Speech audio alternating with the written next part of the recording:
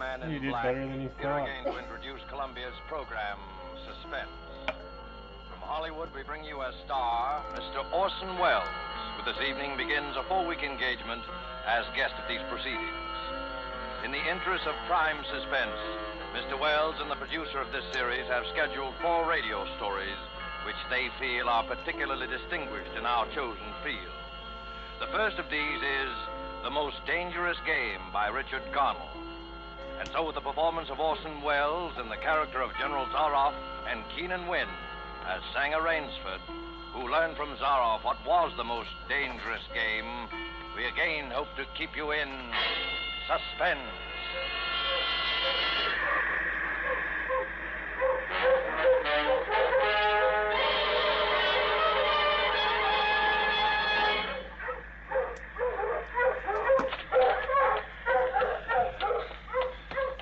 Time. Any moment now he may come in, and when he does, I'm going to kill him. It's him or me. And I'm going to do my best to make it him. Well, maybe it sounds crazy to you. I guess it does. Would have sounded crazy to me a few days ago when I was a pleasure trip. How could I or anyone realize then the horror and torment I was to go through? How was I to know of Ivan? And the death swamp, and the hounds. How was I to know of Zaroff? Think of it. It was only 4 nights ago that the ship went down. We'd been talking about this island, Ship Trap Island, Whitney said it was called on the charts. I was sleepy and started on down below to turn in. I was mixing myself a nightcap when I looked up and saw it. A tremendous reef racing at us out of the fog. I screamed out a warning, but it was too late. We were right upon it.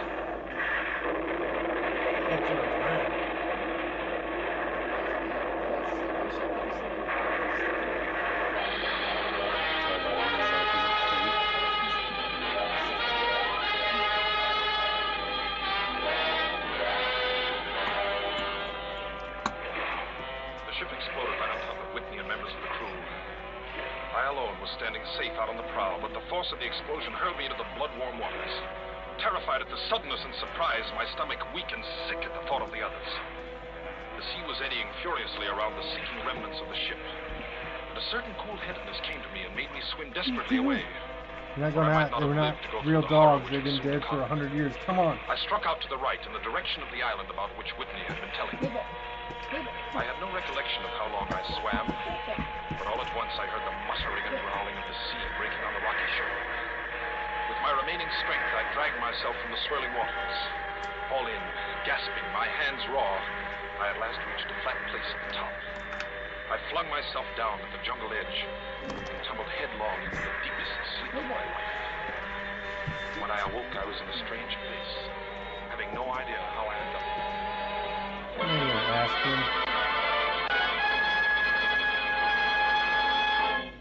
Well, Ivan, our friend seems to be awakening. Where is this? Where am I? Do not be alarmed, my friend. My man Ivan found you out on the cliff. Brought you here to be taken care of. Oh, thank God there's life on this island. I hardly believed. Few people do. Yes, you are quite safe here in my castle, Mr. Rainsford. Yes. Rainsford. I'm Sanger Rainsford of New York. Rainsford? Sanger Rainsford? Yes. Well, it is indeed a very great pleasure and honor to welcome you, Mr. Sanger Rainsford. You're the celebrated hunter, are you not? Yes. You know me? By reputation only. I've read your book about hunting snow leopards in Tibet, you see. My name is General Zaroff. I am not English, Mr. Rainsford, but I went to a good school. Perhaps you recognize the colors of my tie. No, it makes no difference. I've lived too long in the jungle to be a snob. Well, Well, I can't tell you how happy I am to meet you, General. and I can't tell you how happy I am to meet you, Mr. Rainsford.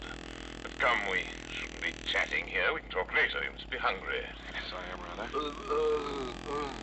What? Ivan thought you'd like a robe. He's drying your clothes for you.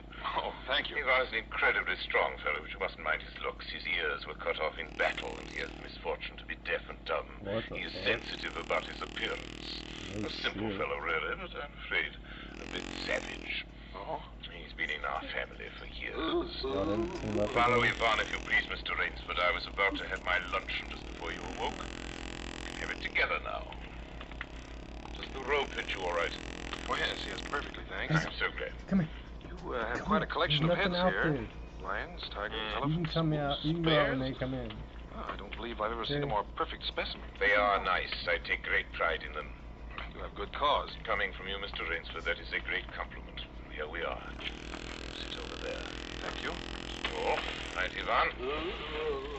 We do our best to preserve the amenities of civilization here. Please forgive my lapses. Oh, of course. Yes.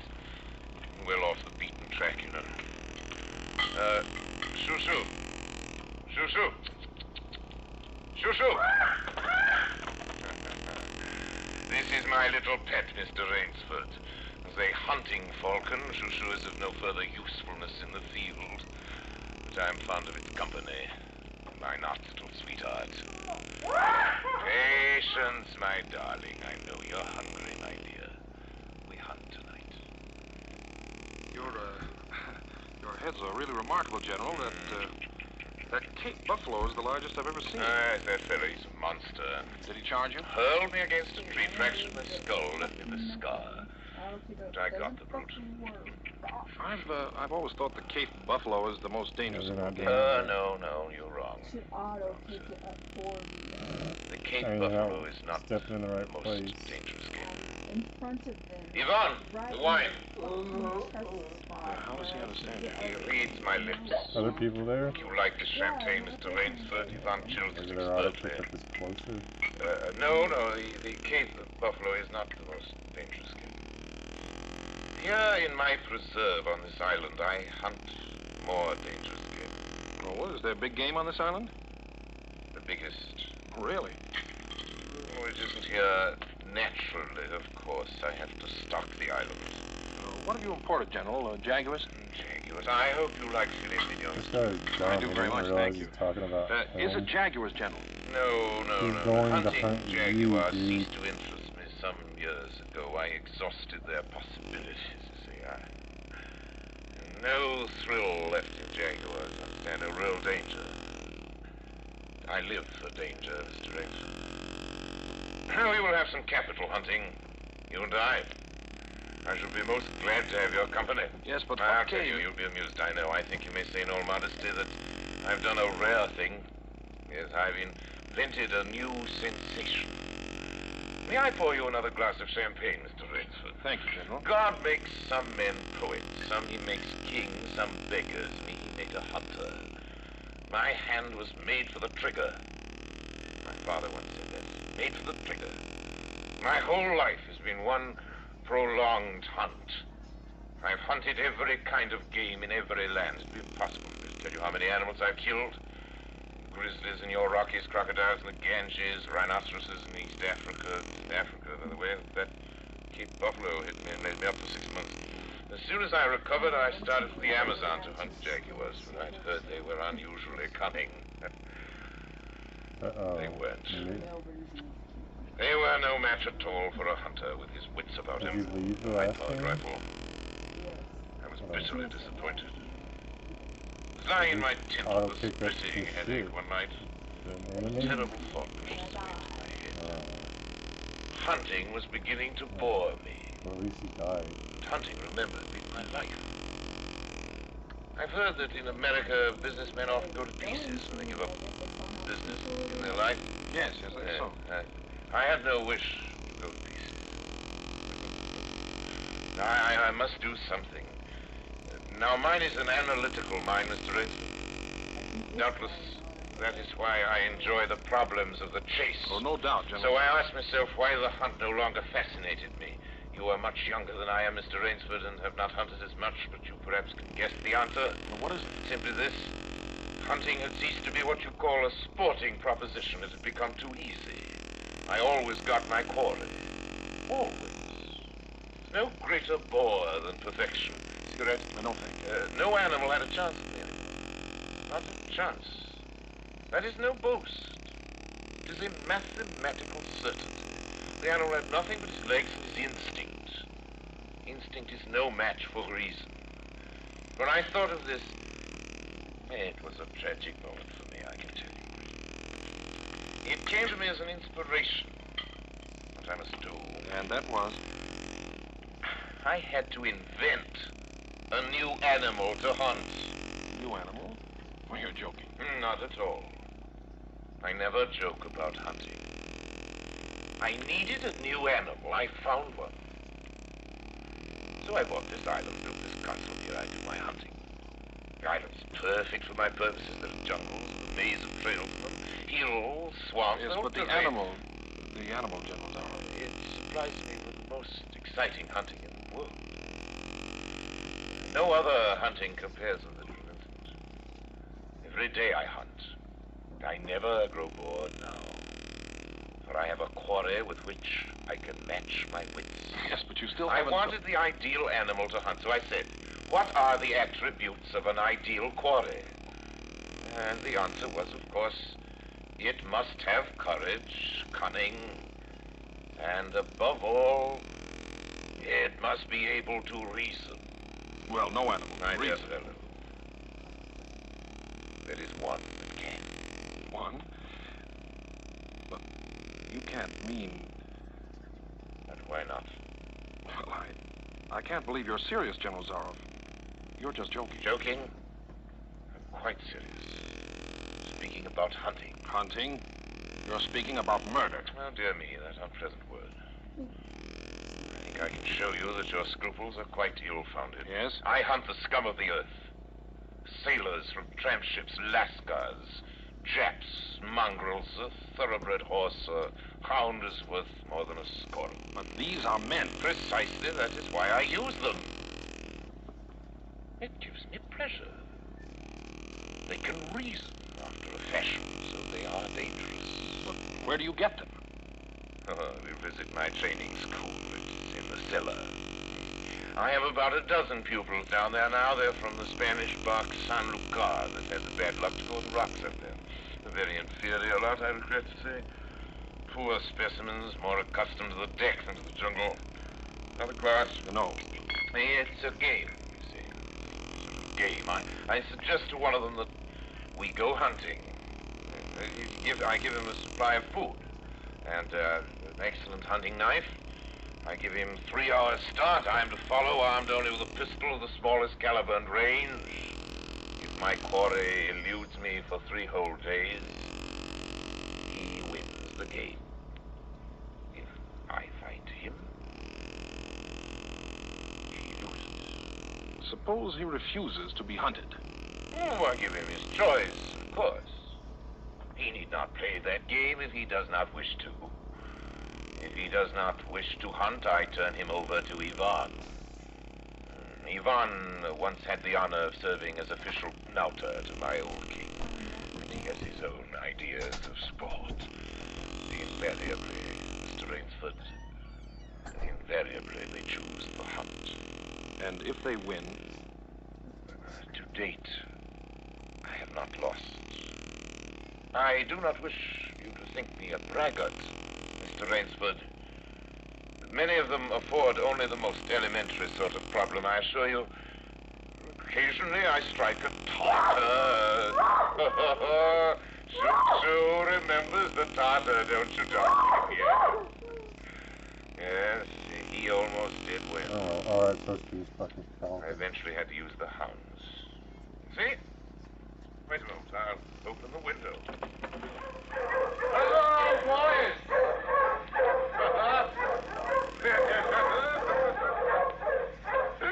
Rather good lot, I think. They're let out at 7 every night. If anyone should try to get into my castle or out of it, nothing extremely regrettable would occur. But enough of this. Come, I want to show you a collection of heads I'm quite sure you've never seen before. Join me in the library for coffee. I hope that you will excuse me tonight, General. I'm really not feeling well at all. Indeed. I know what it is. My old complaints. Ennui, boredom. You need some excitement. Tonight we'll hunt. Hey, Mr. Rainsford. You and I. You're wrong, General. I won't hunt. I won't murder. As you wish, my friend. The choice rests entirely with you. may I not venture to suggest that you will find my idea of sport more diverting than Ivan's? You My dear fellow. don't mean that you plan to hunt me. My I dear just fellow. figured that out. Have I not told you? I always mean what I say about hunting. This is really an inspiration. I drink to a foeman worthy of my steel at last. I simply can't believe it. This must be some sort of dream. You'll find the game worth playing, Mr. Rainsford. Think of it, your brain against mine, your woodcraft against mine, your strength, your stamina against mine. Outdoor chess. And the stake is not without value, eh? And if I win? I'll cheerfully acknowledge myself defeated if I do not find you by midnight of the third day. My sloop will place you on the mainland near a town, where you can trust me, and give you my word as a gentleman and a sportsman. Of course, you in turn, Mr. Grease, say nothing of your visit here. I will agree to nothing of the kind. Oh. Well, in that case... But why discuss that now? 3 days hence we can discuss it over a bottle of Veuve Clicquot, unless... Well, your choice, Mr. Rainsford. I'm a hunter. You know my choice. Yvonne here will supply you with hunting clothes, food, and knife. I suggest you wear moccasins. They leave a poorer trail. I suggest, too, that you avoid the big swamp in the southeast corner of the island. We call it Death Swamp. There's quicksand there. Well, I must beg you to excuse me now. We always take our siesta after our lunch. Don't we, Shoo-Shoo? The hell is Come, my a little siesta? pet. You'll hardly have time for a nap, I fear, Mr. Rainsford. Oh, nap. You'll want to start, of course. I shall not follow till dusk. Hunting at night is so much more exciting than by day, don't you think? Well, au revoir, Mr. Rainsford. Fuck off. Au revoir.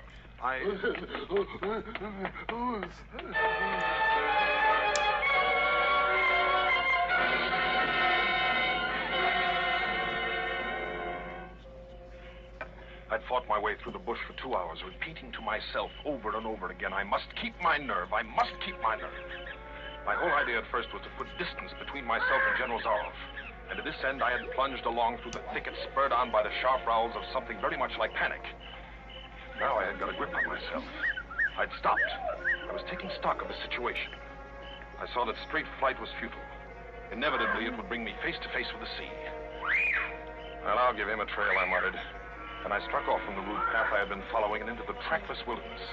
I made a series of intricate loops. I doubled back on my trail again and again, recalling all the lore of the fox hunt, all the dodges of the fox. Night found me exhausted, my hands and face lashed by the branches on a thickly wooded ridge. My need for rest was imperative, and I thought, I played the fox, now I must play the cat in the fable.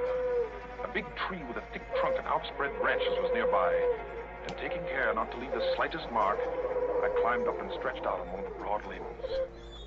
Rest brought me new confidence and almost a feeling of security. Even so expert a hunter as General Zaroff cannot face fear, I assured myself. An apprehensive night crawled slowly by, my mind keenly alert for any sound, any warning. Towards the dawn, an instinct I never knew existed, like an animal must possess, impelled me to look far off in the distance in a westerly direction. Sure enough, following the trail with the sureness of a bloodhound came General Zaroff. Nothing escaped those searching black eyes. No crushed blade of grass, no bent twig, no mark, no matter how fine in the moss. Jokes on this My guy, heart he pounding made furiously, like I slid 50 down quickly movies from the about tree and the struck off same again into plot the woods. 100 years later. I knew I had to do something desperate. I knew that I had little time in which to do it. 300 yards from my hiding place, I stopped where a huge dead tree leaned precariously on a smaller living one. Throwing off my sack of food, I took my knife from its sheath and began to work with all my energy. The job was finished at last. And I threw myself down behind a fallen log 300 feet away. I did not have to wait long.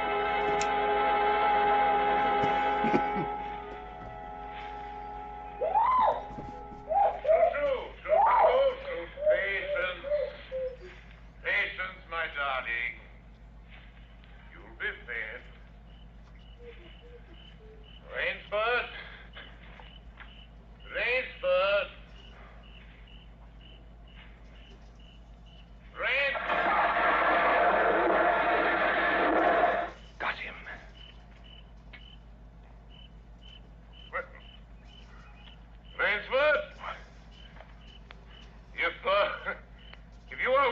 sound of my voice? As I suppose you are. Let me congratulate you. Haven't seen it done.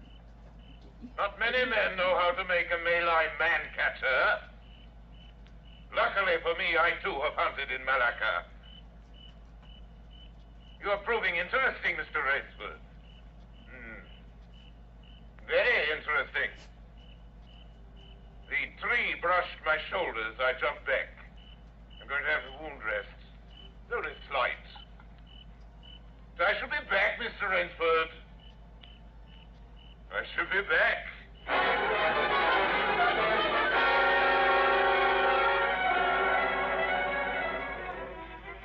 It was flight now, a desperate, hopeless flight that carried me on for hours.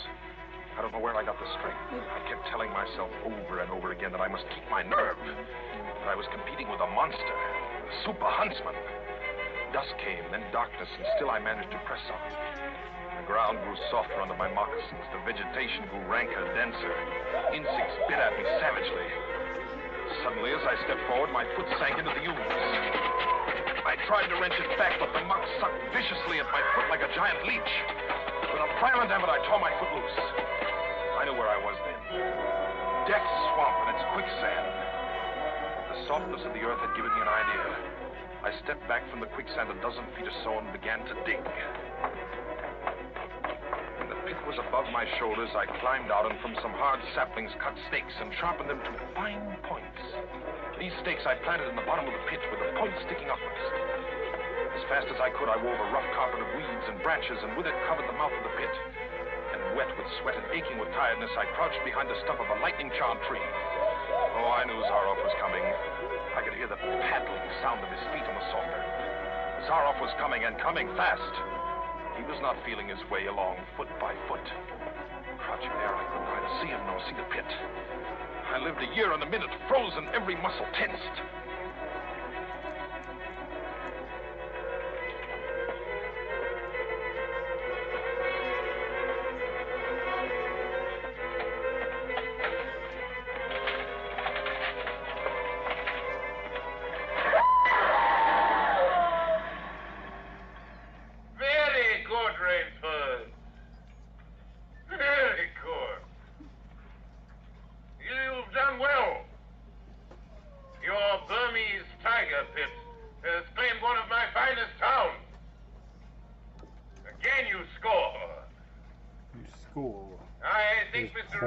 Now. I'll see what you can do I against think my he's making whole the pack. game up as he goes along. I'm going back to get them now. Thank you for a most amusing evening.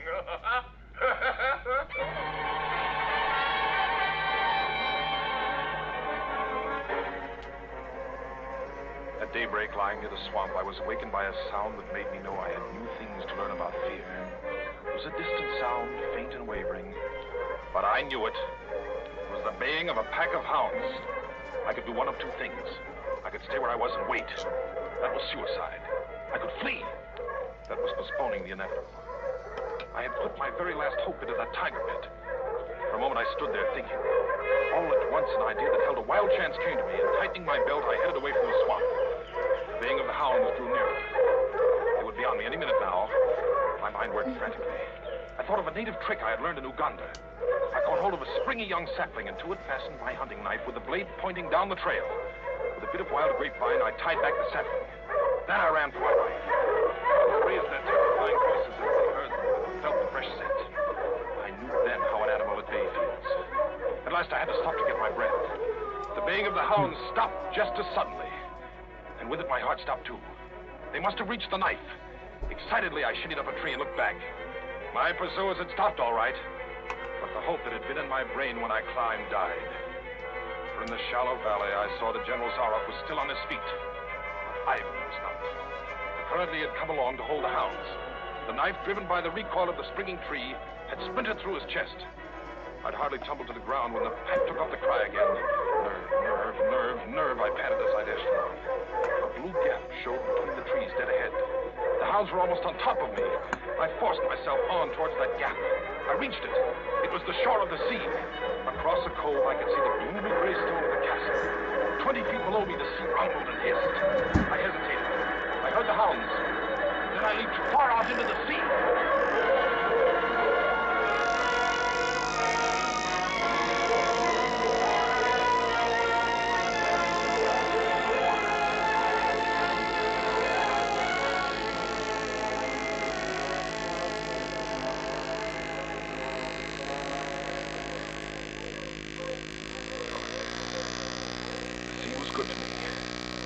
I'm here safe in the general's bedroom waiting for him.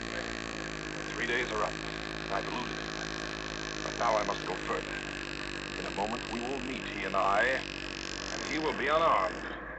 Only one of us is going to live. You understand that now?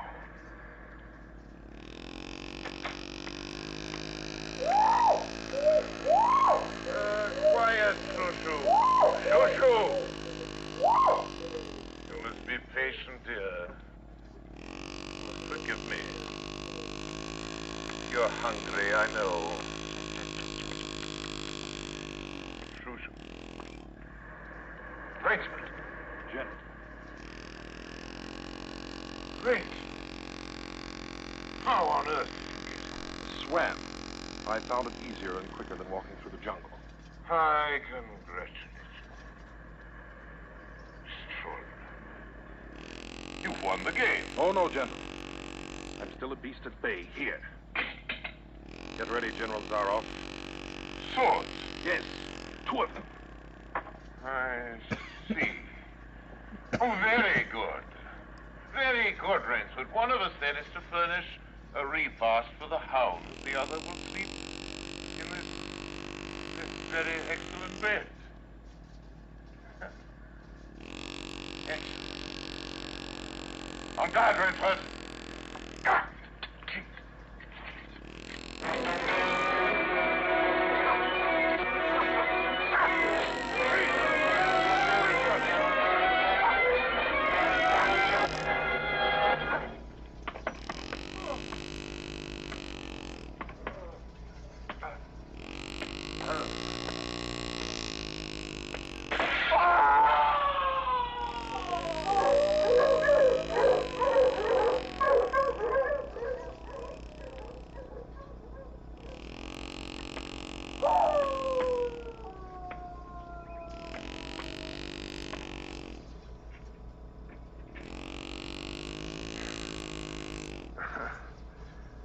Just as my late host said it would be. A very excellent bed.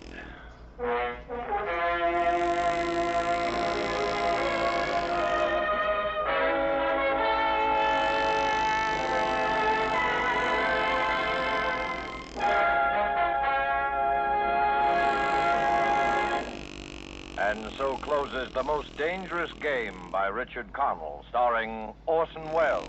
Tonight's tale of suspense.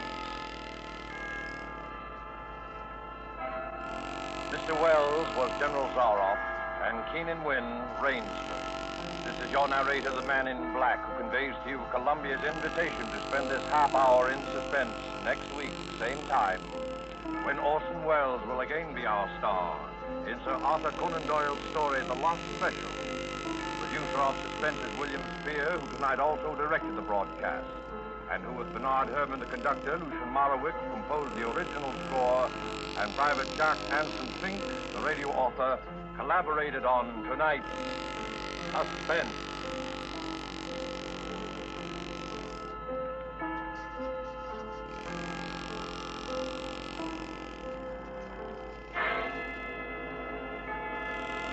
This is CBS, the Columbia Broadcasting System.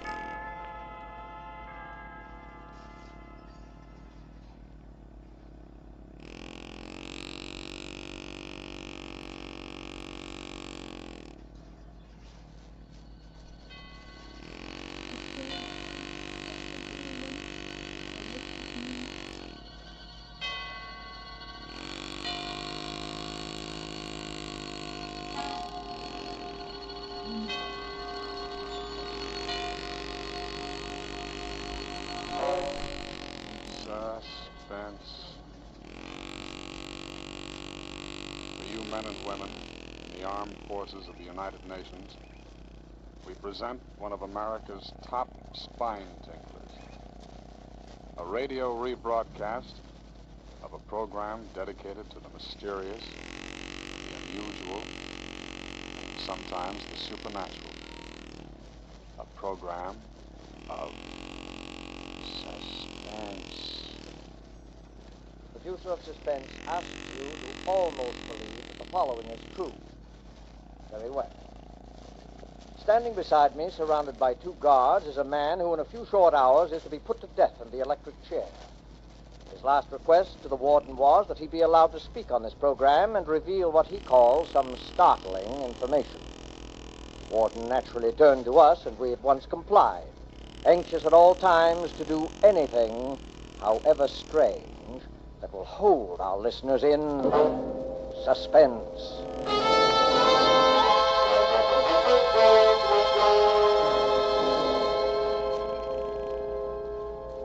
All right. Ladies and gentlemen, I'm speaking correctly. Yes, right here, sir. Ladies and gentlemen, this broadcast will never be completed. I'm going to tell you a story. The story involves a number of famous and influential people here as well as abroad. These people have received warning from me, and I'm sure all of them are making it a point to listen to me now. I shall not name these great, these rich, these influential gentlemen until my story is over. They will recognize the story. They will remember me. They will take the necessary steps for my reprieve. I shall expect a full pardon and safe conduct to a neutral country. These are my terms. I shall expect word of this to be brought to this studio during this broadcast. But as I have warned you, this broadcast will never be finished. You will never hear those names. It is certain my price will be paid. I am presently under sentence of death for my activities in the matter of refueling German submarines in the Caribbean. My full confession has been reproduced in the popular press. You have read it and you know the details. It is the least ingenious of my exploits and my first failure. So much for it. The story I shall tell you tonight occurred many years ago, but concerns, as I have said, many now living. It will interest you, I hope. I know it will interest them. Very well, then. On the 3rd of June, 1925, in Liverpool, a man who gave his name as Monsieur Louis Caratel asked to see Mr. James Bland, the superintendent of the London and West Coast Railway. He was a small man, this Caratel, middle-aged, darkened, with a stoop so pronounced that it suggested some deformity of the spine. He was accompanied by a friend, a man of imposing physique who, from his swarthy complexion, was probably either a Spaniard or a South American. It turned out later that his name was Gomez. One peculiarity was observed in him. He carried in his left hand, fastened to his wrist by a strap, a small leather dispatch case. No importance was attached to this fact at the time, but later events endowed it with much significance. Monsieur Caratel was shown to Mr. Bland's office while his companion remained outside.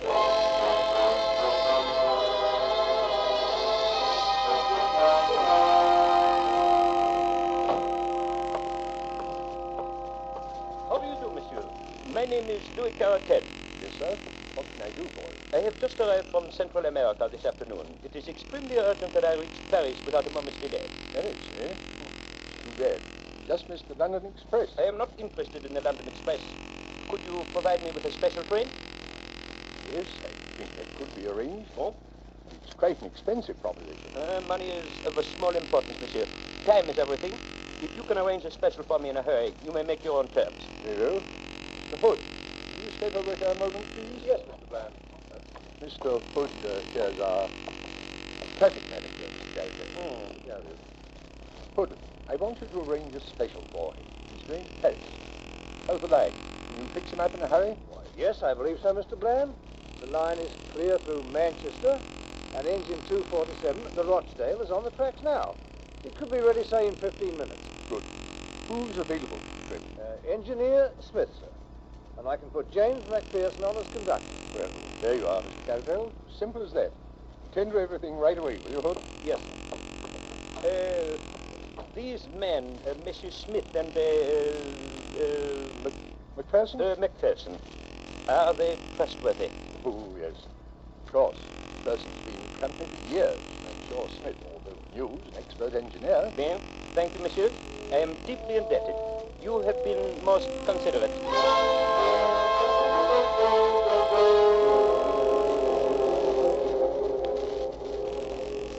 At 4:31 exactly by the station clock, the special train with Caratel and Gomez steamed out of the Liverpool station. The line at that time was clear, and there should have been no stoppage between Manchester. At 6:15, considerable surprise and some consternation was caused among the officials at Liverpool by the receipt of a wire from Manchester to say that the special had not yet arrived. An inquiry directed at once to St. Helens, which is a third of the way between the two cities. We listen to the following reply. To James Bland, Superintendent, Liverpool. Special passed here at 4:52. Well up to time. Dowser, St. Helens. The wire was received at 6:40. At 6:50, a second message was received from Manchester. No sign of special as advised by you. And then, 10 minutes later, a third, more bewildering. Presume some mistake is proposed running of special. Local train from St. Helens, timed to follow it, has just arrived and has seen nothing of it. Kindly wire advices. Manchester. The matter was assuming a most amazing aspect, although in some respects the last telegram was a relief to the authorities at Liverpool. If an accident had occurred to the special, it was hardly possible that the local train could have passed down the same line without observing it. And yet, what was the alternative? Where could the train be? A telegram was dispatched to each of the stations between St. Helens and Manchester, and the superintendent and his traffic manager waited in the utmost suspense for the series of replies. The answers came back in the order of questions, which was the order of the stations, beginning at St. Helens. Special passed here, 5 o'clock. Collins Green. Special passed here, 5:06. Hillstown. Special passed here, 5:10. Newton.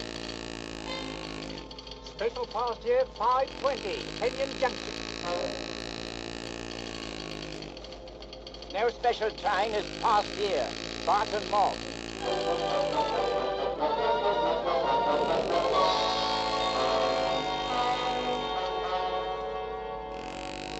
Good. This is unique in my 30 years of experience. I can't understand it, Mr. Bland. The special has gone wrong between Kenyon Junction and Barton Moss. And yet there's no siding between the two stations. The special must have run off the rails, jumped the track. But how could the 450 Parliamentary pass over the same line without seeing it? There's no alternative, Bud. Absolutely must be so. Possibly the local may have observed something, some sunlight on the matter. We'll wire to Manchester for more information. Kenyon Junction with instructions that the line be examined intently as far as Barton Moss.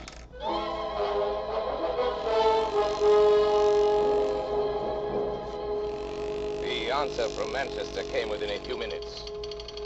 No news of missing special. Driver and guard of local train positive no accident between Kenyon Junction and Barton Moss. Line quite clear and no sign of anything unusual. Manchester.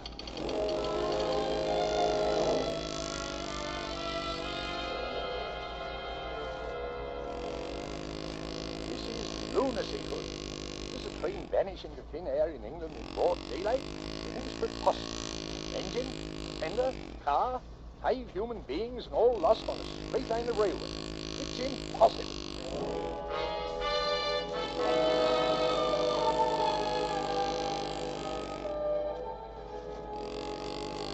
A month elapsed, during which both the police and the company prosecuted their inquiries without realizing success. Mr. Bland, at the end of this period, offered his resignation. It was accepted. The affair remained unsolved. A reward was offered and a pardon promised in case of crime, but they were both unclaimed. Every day the public opened their papers with the conviction that so grotesque a mystery would at last be solved, but week after week passed by, and the solution remained as far off as ever. Then a new and most unexpected incident occurred. This was nothing less than the receipt by Mrs. McPherson of a letter from her husband, James McPherson, who had been conductor of the missing train. The letter, which was dated July 1935, was posted from Mozambique, Portuguese East Africa, and came to hand upon the July 14th. A new program, a great program. The Moore Durante Show is coming to CBS. Tune in every Friday at 10 p.m. Eastern Wartime, beginning tomorrow night, for laughs with Jimmy Durante and Gary Moore, and music with Georgia Gibbs and Roy Bargy's orchestra over most of these same stations.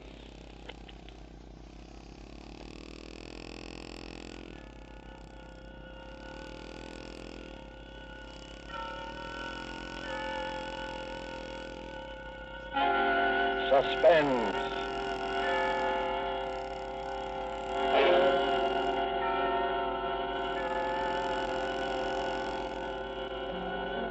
This is the man in Black, here again to introduce Columbia's program, Suspense. With us again as star is Mr. Orson Welles, in the third of 4 successive appearances for the Suspense audience. And sharing honors with Mr. Welles this evening is a lovely and distinguished Hollywood leading lady, Miss Geraldine Fitzgerald. Our play tonight is from a short story by Agatha Christie.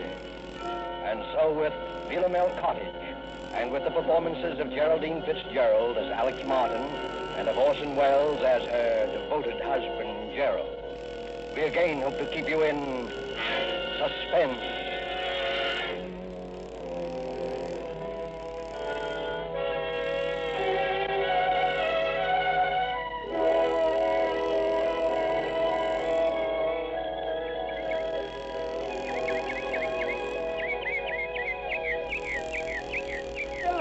Cottage. What's that, Alex? I was just reading this sign over the gate. What does Philomel mean? Are you joking? No, really. Why, you little cockney. Been here for 3 weeks and you still don't know. Philomel is another name for the bird that's supposed to sing only for lovers. You've been hearing it every twilight. Oh, nightingale. Of course. That sign, Philomel Cottage, is the main reason I wanted this place for us. Glad you bought it. Gerald, this was a 50-50 investment, and you know it. 50-50, £1,000 from me and 2 from you. What else could we do? You couldn't touch any more of your capital at the time, and, well, when you find a country cottage that combines old world charm with new world plumbing, you want to grab it. And we did have to have the place, didn't we? Yes, we did. I've often wondered if you went a bit lonely. Lonely? With you? I mean, well, after living the city all your life, pretty much to ourselves, you know. 2 miles from the nearest neighbor. From the nearest eavesdropper, you mean? What an utterly hopeless romantic I met. Well, you can't get out of it now. No. Oh, Gerald, you know what day today is? Today, it's the 13th. It's our anniversary, darling. We've known each other exactly a month. No, exactly 30 days. Oh, Gerald, really now? No, really. What is it, dear? You have the pain again? No. Just a little indigestion, I think. There. You want me to get you your pillow? No. Well, yes. 11:25. Better get on to the village. Now to get that camera equipment. And the human timetable walks through the garden gate. My dear, there's nothing wrong with system, even on a honeymoon. Sooner I go, sooner I get back. Oh, come on, Gerald. Forget your old photography. Why don't you stay and do some gardening? It'd be good for you. Better for old George. He gets paid for it. He's not due again till Saturday. The place will go to rack and ruin. Over my dead body. Goodbye, dear. Don't walk too fast, dear. Remember the last time. Be careful, darling.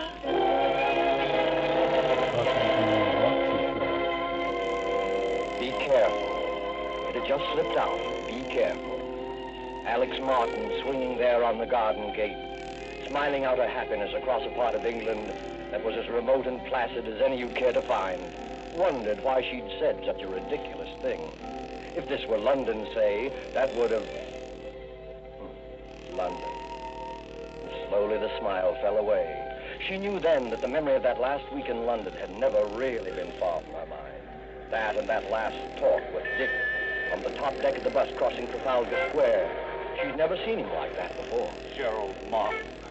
I tell you, Alex, the man's a perfect stranger to you. You know nothing about him. I know that I love him. How can you know in a week? You've only met him. It doesn't take everyone 7 years to find out you're in love with a girl. It's meant for me, isn't it? Alex. It's no use. Alex, don't you know what it's been for me not being able to tell you? I couldn't, not with the income I had. Then I decided I couldn't wait anymore, and I was going to tell you anyway. And you know what happened? No, I'm afraid I don't. Oh, yes, you do. That money you inherited. That money from your cousin or uncle or whoever. I don't see what You didn't think I could ask you to marry me then, did you? You don't think I could live off your money? I'm sorry, Dick. Believe me, I am, but it really doesn't matter now, one way or the other. Doesn't matter, does it? You can bet it matters to that Martin chap. That's what he's after. You mark my words, he's after your money. Dick, it might interest you to know that Gerald has money of his own, far more than I have. And more than I have. Maybe that's the difference. Oh, I've had enough of this. I'm getting off at the next stop. Alex, please. All right, but let me tell you something. If you think I'm going to let Gerald cut me out and not do anything about it, you're very much mistaken. I'll catch up with him, do you hear? I'll catch up with him if it's the last thing I do.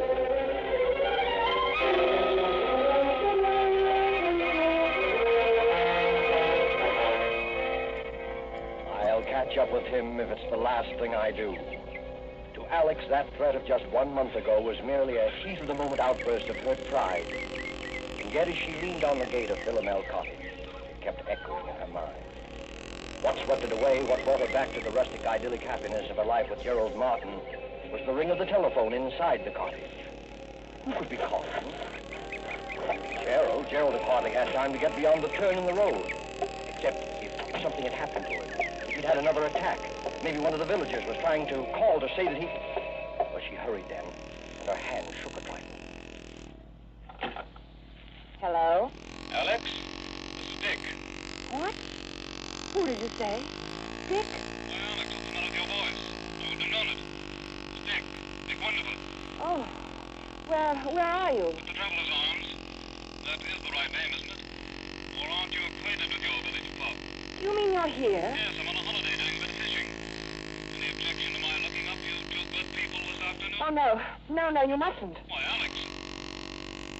I beg your pardon. Of course, I won't bother you if you'd rather I didn't. I'm sorry, Dick. I only meant that we'd be away this afternoon. Won't you come this evening? Thanks very much, but I'll probably be away by then. Depends upon whether a pal of mine turns up or not. Goodbye, Alex. Goodbye, Dick, and I hope that... Best of luck.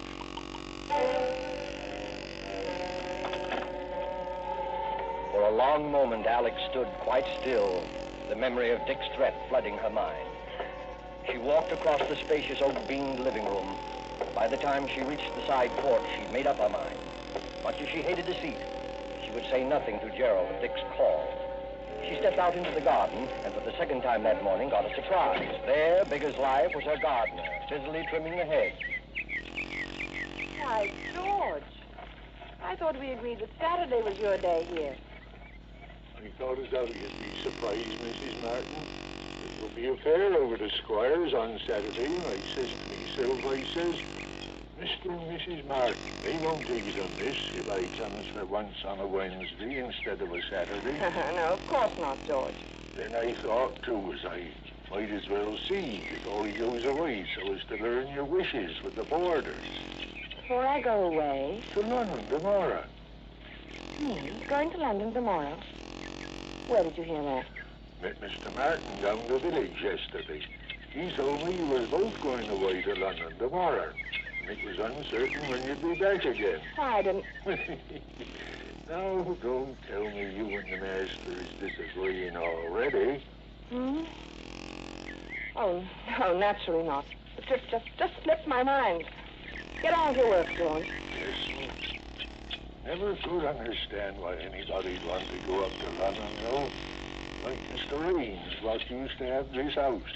He went up there. I shall remind you. Yes. And after fixing up this place like he did, taps all over everywhere, well, you're going to take a loss, I says to him when I sees the place up for sale. It ain't everyone as will have your fed for washing themselves in every room in this house in a manner of speaking. But George, he says to me, I'll get every penny of £2,000 for this house. And sure enough, he did. He got 3,000. 2,000. Some he was asking was talked of at the time. Very high figure it was thought to be. No, George. You see, I gave 2 and, well, it really was 3,000. Yeah, don't tell me that Mr. Ames had the face to stand up to say 3,000, brazen like in a loud voice. He didn't say it to me, he said it to my husband. I guess I'll do some speeding now. The price was 2,000.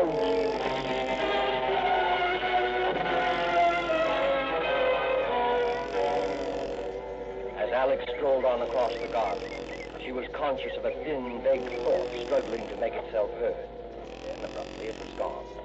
Her eye had fallen upon a small, dark green object lying in the fur beside one of the flower beds. Gerald's diary. Her husband's pocket diary. She picked it up and opened it, scanning the entries with some amusement, once again reminded of Gerald's enslavement to time and system. It was the entry on page 21 that brought the smile to her face. April 14th. Marry Alex at St. Peter's Church, 2:30. And it was the entry on page 30 that took that smile away. She stared, puzzled, at the date. date on the page. Wednesday, May 13th. Why, that's today. Only one thing was written there, in red pencil. 6 p.m. What was to happen at 6 p.m.? As she stood there, that small, vague thought struggled to be heard once more. It was something Dick Winterfeld had said. Not the threat, not that wild, silly promise of vengeance, but something else. And then it came. He's a perfect stranger to you. You know nothing about him. Nothing about him. It was true. What did she know about him? After all, he... It's ridiculous. Gerald, my husband. I love him. I trust him. But then she thought once again of that cryptic entry. 6 p.m. It was just 3 o'clock when Gerald, his arms laden with packages, walked up the garden path and came onto the side porch. Oh, Alex! The moment he opened the door into the living room, he noticed the rather odd kind of excitement about him. There you are. Miss me, darling? why wouldn't I? You've had time to buy out the whole village. Only the camera shop. No. If I don't have the best-equipped darkroom this side of London, it won't be my fault. If you're not careful, that darkroom of yours is going to overflow the whole cellar.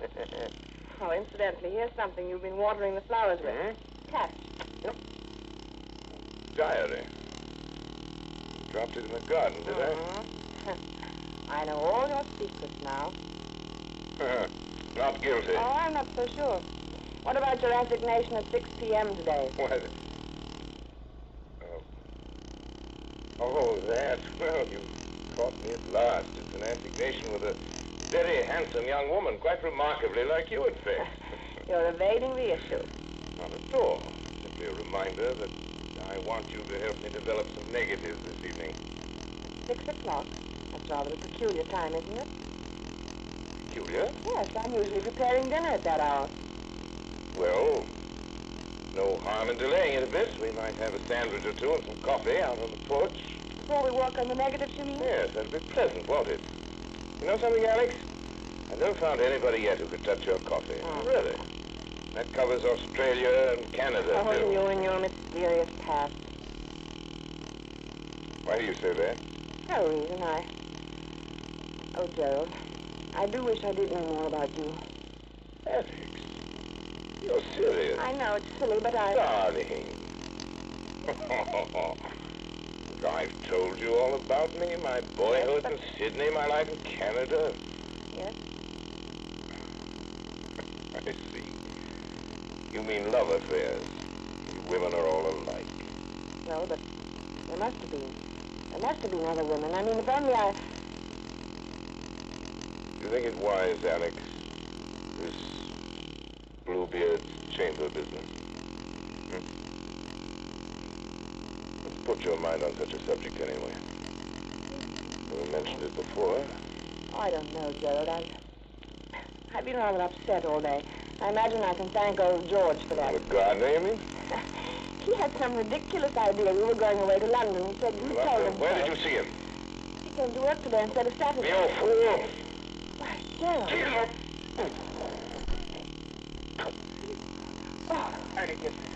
Collar. Oh, Gerald, lie down. Look, lie down here. Here's some water. Here, darling. I'm all right. Oh, I'm sorry, darling, getting you all upset. That's Well, because the stupid old gardener. I made some weak joke to him about being off to London in the morning. He must have taken it seriously. Else he didn't hear properly. You straightened him out, I suppose. Hardly. You know what a gossip he is. I didn't want the whole village to think my husband was leaving me in the dark about his plans. Are you all right now? You told him we were going then. Naturally.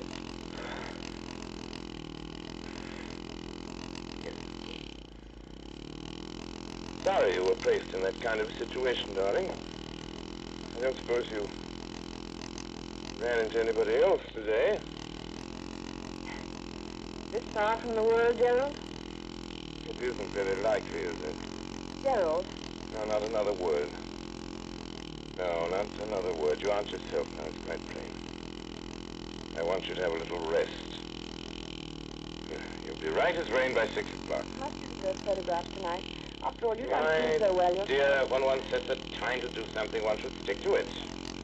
The only way to get through one's work. All right, up with you. Upstairs to your bed now. Very well, dear. I'll be getting things arranged in the dark room.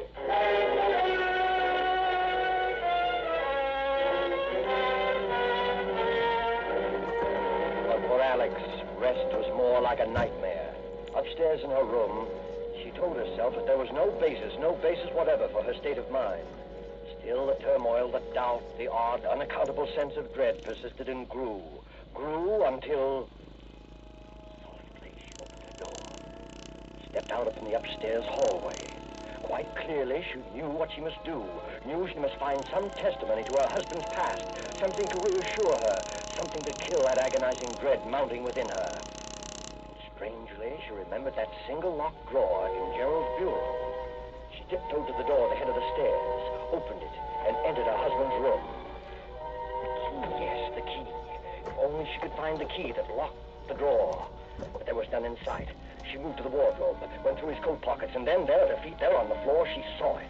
Swiftly, she stepped to the bureau, inserted the key, and it worked.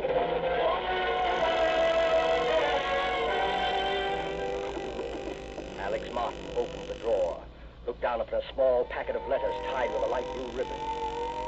And when she saw the uppermost envelope, her face reddened with shame. Why, they're my letters. They were her own letters, love letters written to Gerald before they were married.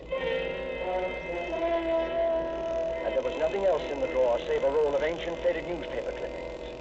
Alex sighed with relief as she glanced at the top clipping. It was from an American paper, and it featured the trial of one Charles Lemaitre, a notorious swindler and bigamist.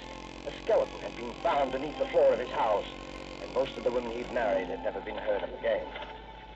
Another of the clippings described Lemaitre's behavior in court, his interest in the cameras of the news photographers, his sensational escape from prison.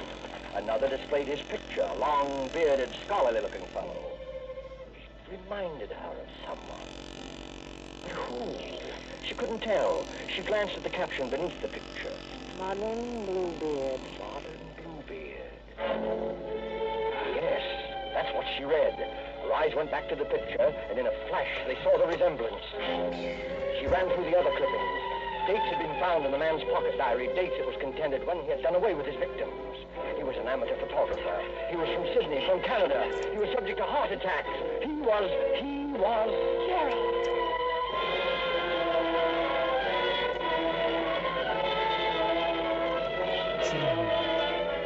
The room whirled around her. Dick had tried to warn her. Dick had been near her that morning. She turned him away. It was then that she noticed the sound. She turned toward the bright new pipe in the corner running up through the room.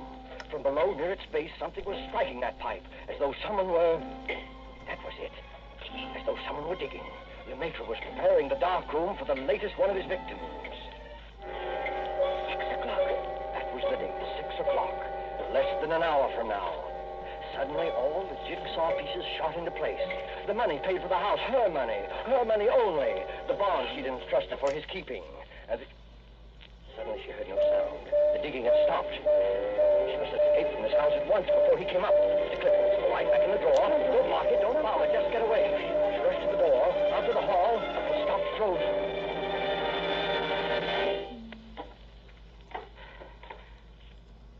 Yes, my dear? Oh, you startled me. I was just trying to find your nail file. Were you, dear? Well, that's nothing to look so guilty about now, is it? Well, come on down. Getting late, you know. Gerald, Just have time to make the coffee and sandwiches. Before we do the pictures, that is. I'll be right down, darling. Oh, but we really mustn't delay, must we? Coming, Alex? Very well. Oh, that's better. Here, let me give you a hand. Never mind, My Gerald. Alex, how cold you are. Cold. Yes, I am, rather. Well, that'll soon pass away, I'm sure. Hurry along, dear. Hurry along? Yes, into the kitchen. Alex, what is the matter? Nothing. I'll be all right. The kitchen. Yes, I'll fix us something in a second. You just sit here in the living room and... No, the porch. That'll be more comfortable, won't it? And I'll be right with you. Splendid, Alex. I'll just... No, of course not. What, Gerald? How rotten of me not to have suggested it. Since you're feeling a bit under par, you can probably do with some help. I'll come with you.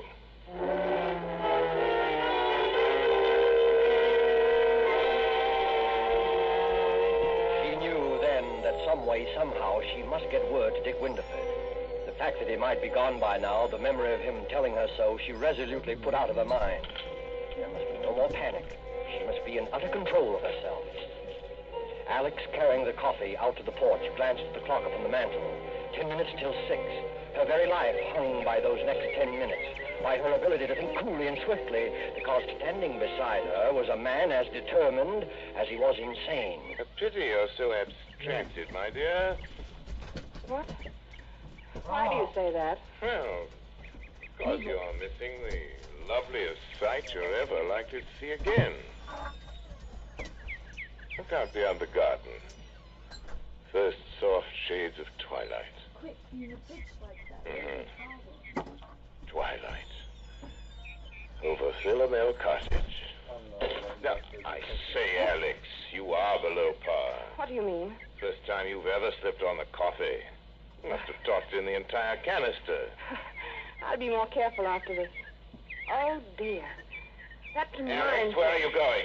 Nothing to get excited about, Gerald. I forgot to order meat for tomorrow. I'm just going to phone the butcher. The butcher this time of evening? He generally stays late on Wednesdays. I'll be right back, darling. Don't shut the door, Alex. It keeps the insects out of the living room. You're not afraid I'm going to make love to the butcher, are you?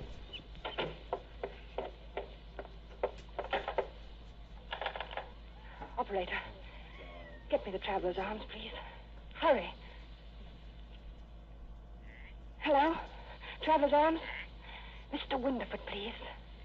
Will you... What? You don't know if he's still there? Well, see, won't you? It's most important. Don't let me disturb you. Well, darling, you do. I hate anyone listening when I telephone. But I do, Gerald, truly. You're quite sure you're really calling the butcher? Why, as a matter of fact, I am not sure. What? What I mean What are you is... talking about? I'm afraid I've got the wrong person. A perfect stranger. Don't understand. Someone I know nothing about. You know nothing about, then why don't you hang up? Here, who's at the end of that wire? Hello? Hello? Dead. All right, my girl. Might as well get started. We're late now. Late? It's precisely 3 minutes past 6. Why, Gerald, it won't be 6 o'clock for 8 minutes. Look at the clock there on the mantel. I don't go by that relic. I go by my own Gerald, wristwatch. listen. Stop pacing and listen to Well? me. I don't feel up to it tonight. I'm upset. I'm tired. Alex, I promise you, you won't be a bit tired after it's over. I'm not going to wait 1 minute longer. I won't do it. Come along, I'm Alex. not coming with you. Come along. No. I'll carry you there. You will, you hear? Stop. You will. I've got something to tell you. Something to confess. Confess? Yes, to confess. Something I ought to have told you before. I've had my secret past, too. Former lover, I suppose. In a way, but something else. You'd call it... Yes, I expect you'd call it a crime. Crime? You? Yes. I don't believe it. Yes. You better sit down, Gerald. There. I told you I'd never been married before. That wasn't entirely true. There was a marriage. When I was 22, he was an elderly man with a little property. I induced him to insure his life in my favor. At one time, I was a nurse with access to a number of poisons. There's one poison, a white powder. You know something about poisons, perhaps? No, I know very little about them. This one is very much like... It's absolutely untraceable. Any doctor would give a certificate of heart failure, and that... No. No, I can't tell you. No.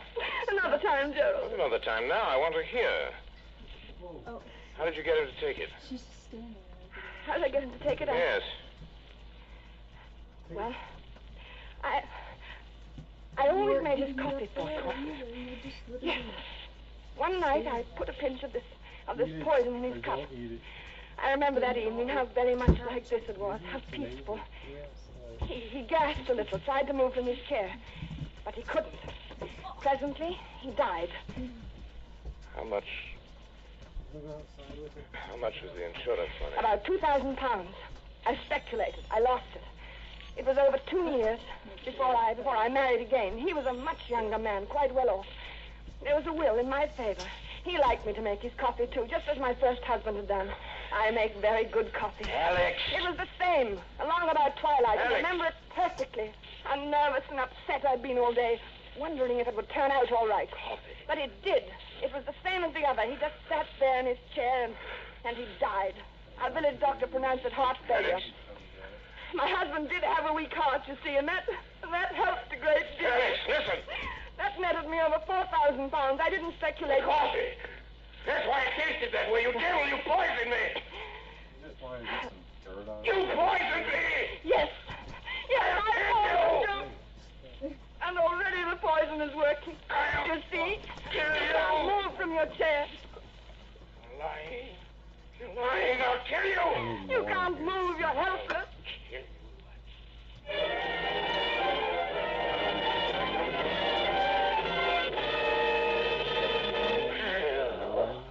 No. The other one. Oh, it's a beverage what contains Alex, Yeah. Hello, they've done you well. Constable, what do you what's been happening in that room? Right, sir? You came. You did hear me. Silly girl. You went to the trouble to call me up and talk about someone you knew nothing about. I certainly knew enough to come. Excuse me, sir. What did you find, Constable? A man sitting in a chair. Heart trouble, it looks like, sir. Yes? Well, sir, he's dead. Your husband, ma'am? You might say a perfect stranger. He was just sitting in his chair and presently he died.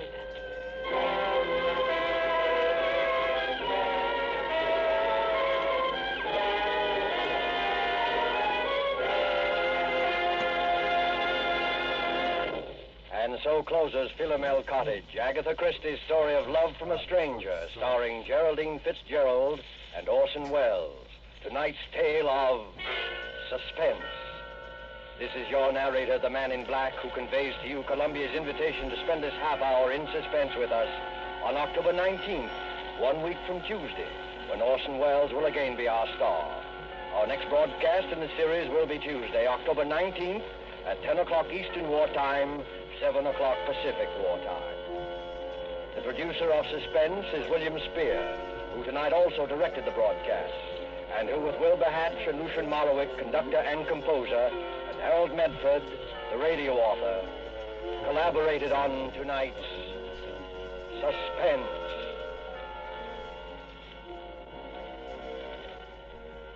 This is CBS, the Columbia Broadcasting System.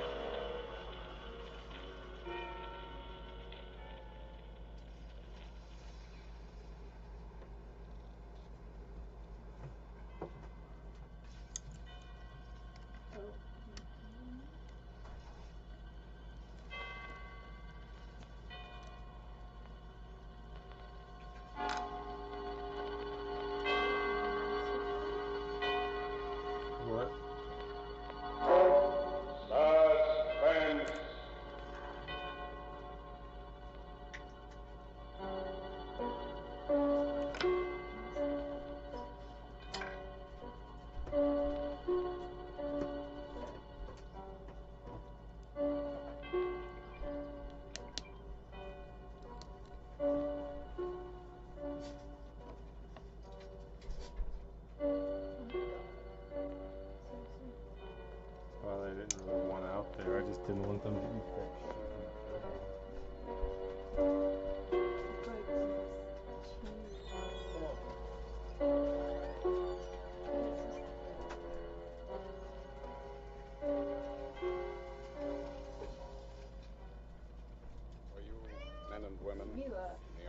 forces of the United Nations present one of America's top spine tenders, a radio rebroadcast of a program dedicated to the mysterious, the unusual, and sometimes the supernatural.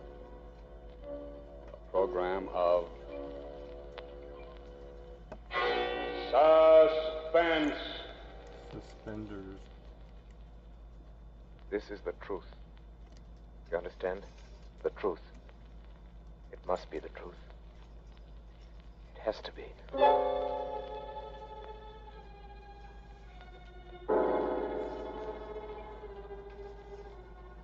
I, Robert Wensley Graham, a doctor and psychiatrist by profession, do hereby of my own free will and volition, albeit with deepest regret, make the following full and complete statement relative to that all but unbelievable series of events which has brought such disaster and misfortune to my house, particularly to my poor wife, Isabel. It had its beginning, properly speaking, some 2 months ago, to be exact, on the evening of July 25th. We were in the drawing room, Isabel at the piano, practicing, as she said. Her Aunt Jane and I on the opposite sides of the room.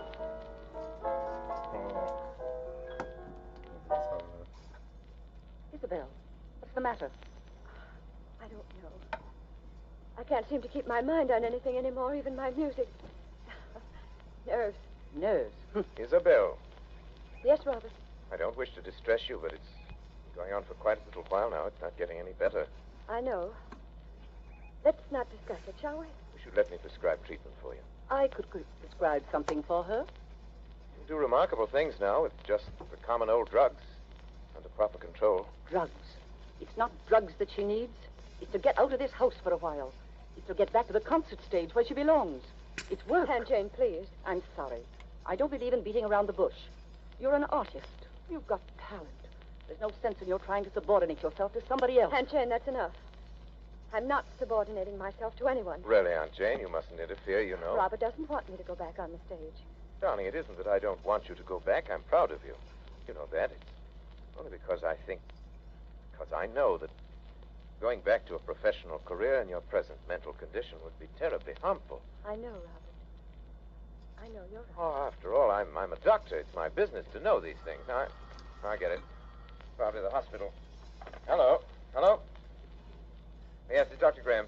Oh, yes. Good, bud. Fucking finally get to sit Who? up here. Hey, where'd everybody else go? Oh, when would you like to see me? All right. Fine. No, no trouble at all. Very well, I'll be expecting you. Goodbye. Who do you suppose that was? Who? Roger Holcomb. Do you remember the case? Roger Holcomb? I remember it. Of course you do. The fellow was brought back from the dead, as the newspapers put it, about a year ago. Oh, yes. He really was dead for 4 full minutes, as far as medical science was concerned. Then Bates brought him around. It was 9 days' wonder at the time. Well, what does he want to see you I about? don't know. Something to do with his experience, obviously. It was a terribly agitated state from a fellow that's walking up and down in front of the house for an hour trying to get up courage to ring the bell. Finally phoned from the corner drugstore. Why, the poor man. Why in the world should he do that? Anxiety, neurosis. They hounded him, in the most shocking way. Got out of the hospital. Preachers and spiritualists, movie agents, just plain fakers. People trying to find out if he remembered anything in 4 minutes. Supposed to be dead. People just trying to exploit him. Oh, must be Holcomb now. Take him into the office.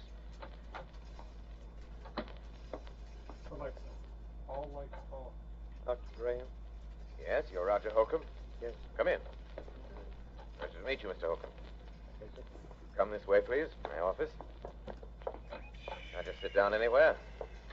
Lie down on the couch if you like. You're tired. I am tired. Tired and... Give me your hand, please.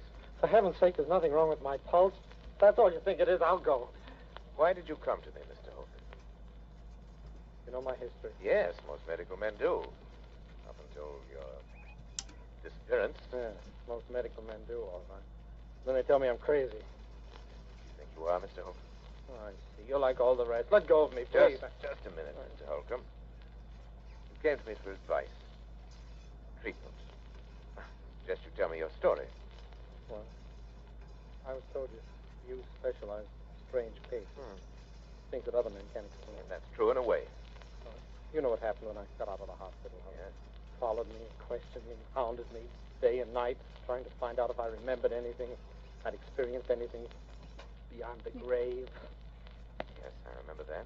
Well, then you remember that my answer was always the same. I remembered nothing. I knew nothing. What? I was wrong. Oh? What did you experience during those 4 minutes? I don't know. But it must have been something. Something I don't even dare to think about. How do you know this? Well, it happened the first time on a boat trip, which I'd taken to recover my health. I found myself chatting with a woman who was seated at my table in the dining saloon. She found occasion, as such women often will, to mention her age. She said, after all, I'm not yet 40. And then it happened.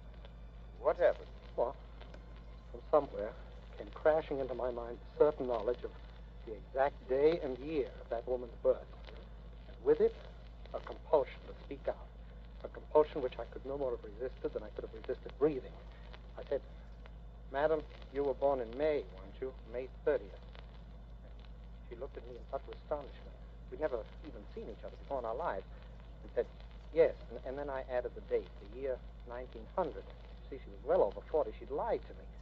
Innocent enough thing, but I had known the truth. And I'd been forced to speak. And I have been ever since. This phenomena has occurred often? More times than I can remember. Every time a direct lie, no matter how trivial, is uttered in my presence, I suddenly know the answer to that lie. I know the truth. And I'm compelled to speak it. And this condition has existed only since your... Since my 4 minutes beyond the grave, yes. Quite. It's as though, in that brief time, I glimpsed eternity. As if I'd seen revealed all truth of all the ages. I can never tell you how horrible that feels. I found that men, even the most honest of men, live by lies. Tell me, you have a family, friends who are understanding? Oh, for heaven's sake, Doctor, don't you understand what this has done to me? Yes, I had a family and friends, a girl I was going to marry. Today I'm an outcast, a pariah. I'm shunned, feared, I'm hated. Yes, hated. Mr. Holcomb. Mr. Holcomb, I believe that this condition is very real to you. It causes you very real anguish. I want to help you. Do you think you can? I'm confident that I can. Suppose you could arrange to stay with me here at my home for a matter of weeks or months, if necessary. Well, I'll do anything. Good. Anything in the world to be a normal man again, but... But what? Dr. Graham, I can see that you still don't believe me. No. I beg of you. You don't know the terrible responsibility I'd be to you. I'd be like a spy, like some inexorable prosecutor from another world. Mr. Holcomb, let me worry about that. All right. Is there anyone else in your household who might object? Oh, no, it's only my wife and her aunt. Have your own quarters. Be quite comfortable, I assure you. I'm sure I'd be. It's a lovely house, but I've seen it. Yes, I'm rather lucky. I'm interested in research primarily. Not much money in that, you know, but a couple of years ago I came into quite a nice inheritance. The house went with it. What is it? What's the matter? The inheritance was not yours. It was your wife's. The house is your wife's. You were penniless.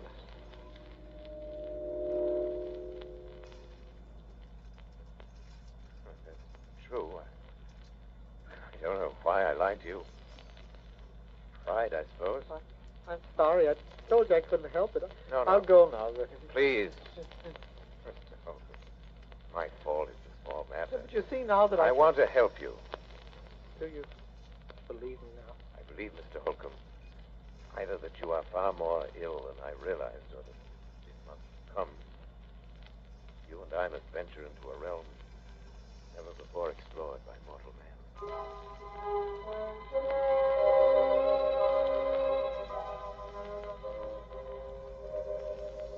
It was utterly fantastic, yet it was true.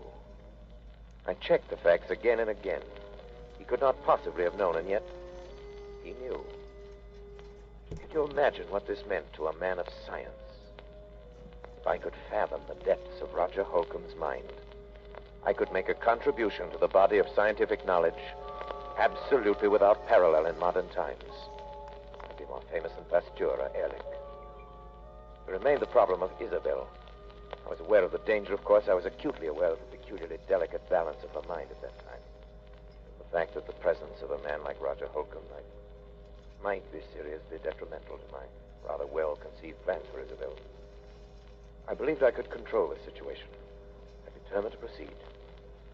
Actually, Holcomb's presence made itself felt almost immediately. The first incident came after 6 minutes.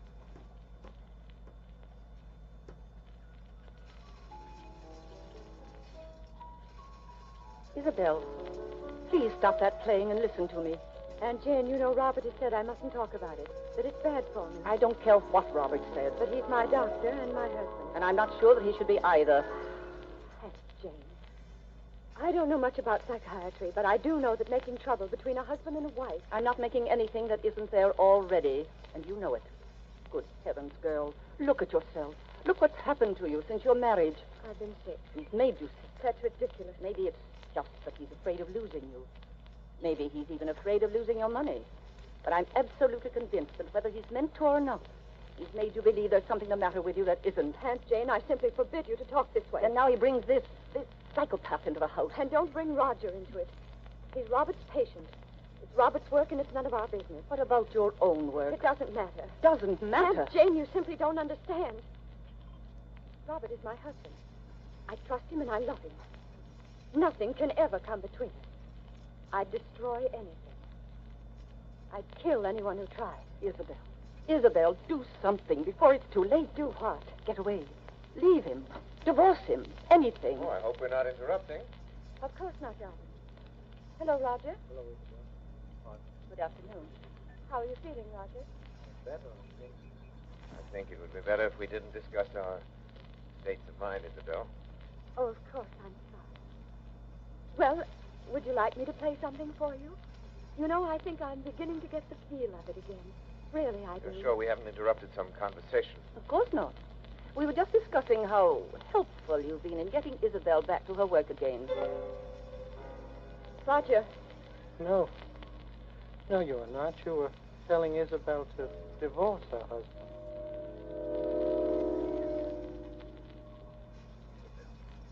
I'm sorry. I'm sorry. Roger, come back.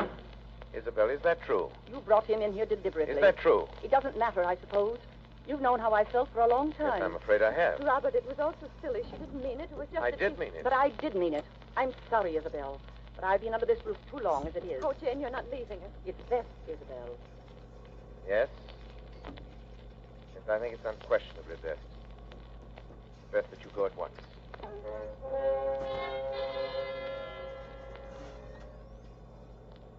She left us, of course. I'd always believed that Jane exercised an unfortunate influence over Isabel. I did not dream it had reached such a point as this. Yet this incident gave me my first insight into the relationship which was destined to develop between Isabel, Roger, and myself. The first and most obvious result was that within a matter of weeks, Isabel was to lose every friend she had. We became further estranged each day passed. Difficult to speak of even the most casual things with this strangely terrifying specter of truth always at our elbow. The situation reached its inevitable climax the evening that Leopold Zerinsky, the famous conductor of the Los Angeles Symphony, was fallen in so with a view to resumption of the professional career of his officers. He gave a great deal of thought to that evening. Had to be handled with great. Robert, you will help me, won't you? Of course I will, darling. I don't know whether you realize how important it is to me. I have nothing but music now. I've been working so hard. Playing sometimes half the night while you were asleep. I've heard you. Sometimes it seems that the piano's all that's helping me to keep my sanity. Darling, I want you to let me describe something for you. Each time we face this thing of trouble, I mean... Robert, does he have to have dinner with us tonight? Roger? Isabel, you know how I stand on that. Oh, yes, but just now, this one. Even once, Isabel. Keep him in his room like a spoiled child when we have guests. So it might undo everything I've accomplished this week. Of course. You're right. Roger, come in. Robert, I was wondering if I might just tonight. You're having dinner with us, Roger. Must I? No, you must, Roger. You know why. Why, Roger, don't you want to meet the great Leopold Zerinsky? He's really a wonderful person.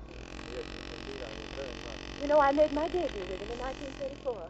I did a concert with him every year until I... Isabel, very talented, you know. I was? I am. Oh, Roger, I'm going to play with him again. He wants me to open the season in November. Can you imagine what that means to me? I'm so glad. And Robert has finally given his consent. Haven't you, dear? I'm sorry, what did you say, Isabel? I said you'd given your consent to my playing with Stravinsky. Why, Isabel, you know I don't want you to think I'd ever stand in your way. I know, dear. Roger, I'll do the Emperor's Concerto, and you will come to hear me. You do want to, don't you, Roger? Please, Isabel, don't ask things of me that can't... What's the matter? What's the matter with both of you? You act as though you thought I wouldn't be able to appear. As though the whole idea were hopeless or something. I am going to play. I'll be better than I ever was. You know I will, don't you? Don't you? Of course, Isabel, you play wonderfully. Roger. No, Robert, you're very certain that Isabel will be prevented from ever playing again by death. Death? Oh, Isabel, forgive me, please. By death? No. Oh, no. Please, Roger, it's not true. Tell me it isn't. Roger, answer me. Answer me. Roger, do you hear me? Answer me. Answer me!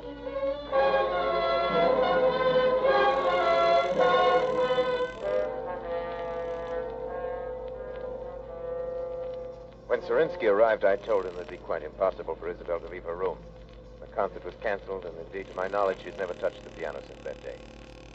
By now, to even the most casual observer, it must appear only natural that Isabel had every motive for a desperate, almost paranoid hatred of Roger Holcomb. This much was clear to me. The rest not yet. But one thing from any point of view was certain. I had to keep Roger and Isabel apart. Perhaps what I feared was indeed inevitable. I honestly did not think it so at the time. The precautionary measure, however, I prescribed a drug for Isabel, which she at last consented to take. I gave her her own supply. She administered it to herself, as I had directed.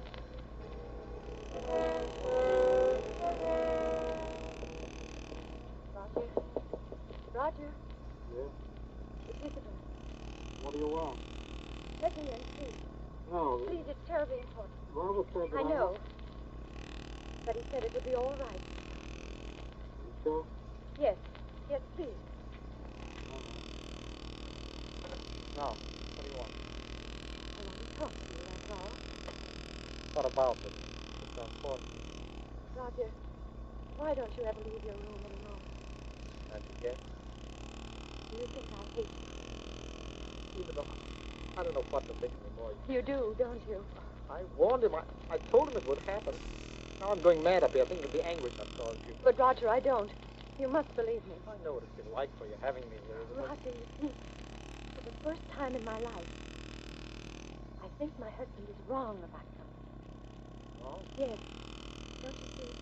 He's been worried about both of us. And so this distrust has grown up between us. Well, I don't think so. You've been more wonderful to me. But you're afraid of it.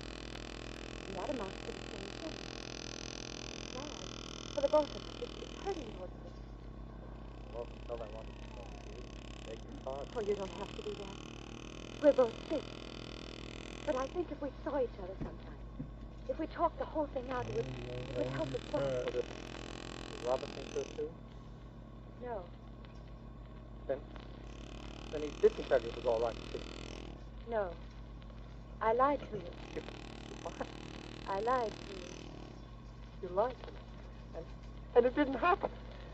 Isabel, don't you see? I am getting well. It didn't happen. I know. I don't think it does happen anymore. Yes, Robert. It's Robert. What makes you think I don't know. Something about the way he acts. The way he is. Oh, but Isabel, he is curing you. Perhaps you shouldn't have come No, up no, don't you understand? We must see each other. We must talk. No, listen to me. Robert, something's happened that I must tell you Please, about. you're completely overwrought. Oh, but Robert, it's I must insist. Isabel, why did you do this? I'm You have to sorry. have a sedative right away. Isabel, get the bottle from your room. Mine? Yes, please, hurry. All right. Robert, she lied to me. Yes, I know. But, Roger, I must absolutely forbid you to talk now. You must trust me. All right, but later I want to have a long talk with you. Of course we shall. Here it is. I brought my husband. I'm glad you did. The other one's in the place somewhere. Will you give it to him, please? I? Yes, I'm sorry, but this is upsetting me rather badly. My hands are shaking. Robert, I'm terribly sorry. No matter now. Give him the hypodermic, the upper arm. That's right. Yes. Thank you. Leave us now, please, Isabel. All right. How are you feeling now, Roger? Well, I'm fine, Robert. I think I'm better than I've been in months. I know you're better. Fine, so upset to see you. Why, Robert? I can't tell you all my reasons now, but you must trust me, please. Oh, I do. Only that I'm afraid for your health. Roger. No. You're afraid of murder. What? Murder. Roger, listen to me. Roger. Murder. Roger, what are you talking about? Roger. Roger!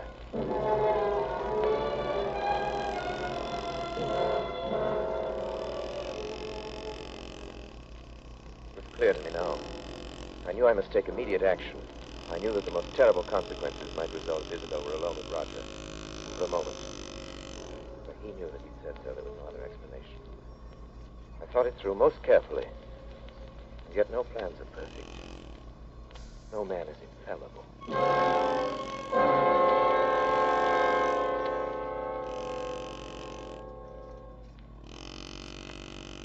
Isabel! Robert.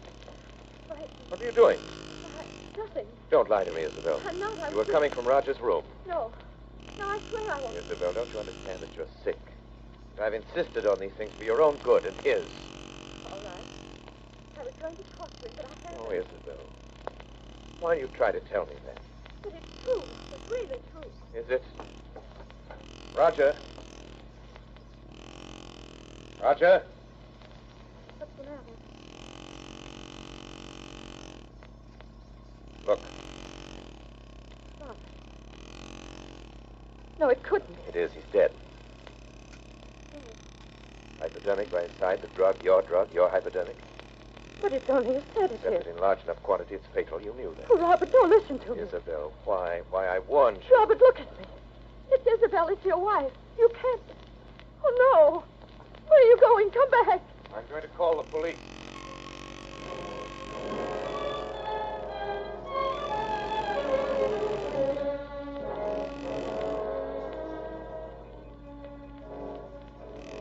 Perhaps the most terrible decision a man ever had to make, even though it did come not as a shock to me, even from my point of view as a scientist. It was terrible enough. Yet it had to be done, and I had done it. I did not speak to her. We waited, and she made no further attempt to appeal to me. She seemed utterly stupefied, perhaps as a result of the drugs she herself been taking. Perhaps because she suddenly realized she was hopelessly trapped. When the police arrived, I told the story with a triple emotion. Yes, and there's fingerprints all right on both the bottle and the hypodermic. My wife's, of course. They both belong to her. Is that true, Mrs. Graham? Yes. Dr. Graham, do I understand then that you are formally charging your wife with the murder of Roger Holcomb? Well, you could hardly expect me to say. You said she hated Holcomb, and you knew it. My wife has been mentally ill for some time, and many people have said that she was treated that. Dr. Graham, I can't tell you how sorry I am, but the things you have told me add up to only one thing. You yourself obviously recognize. Yes. Your wife, Isabel Graham, murdered Roger Holcomb. What did you say? I said your wife, Isabel Graham, murdered Roger Holcomb. No. I murdered him.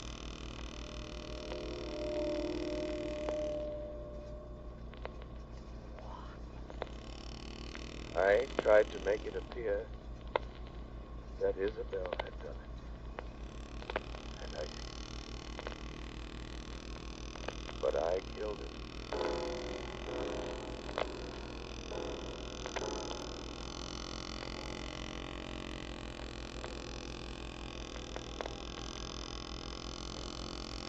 No plans are perfect. No man is infallible. Yes, I killed Roger Holcomb. But he himself revealed the truth. I'd planned to dispose of Isabel for many months. I'd never loved her. I'd loved only science. I wanted her money, and Holcomb found it out. That was the risk I took. If any chance lie in his presence, either by Isabel or myself, bring out the truth, and it did. I had no alternative once he'd discovered that but to kill him. It's easy enough to throw the blame on Isabel. I had not counted on that terrible compulsion for the truth. That strange affliction of Roger Holcomb. His power over me. Did it transfer itself at his death to me? Or was it...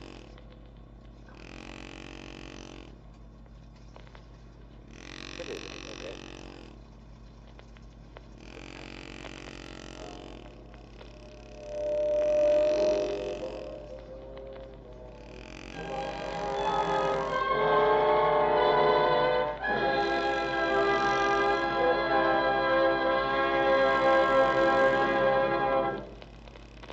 So closes Lazarus Walks, starring Orson Welles. Tonight's tale of suspense.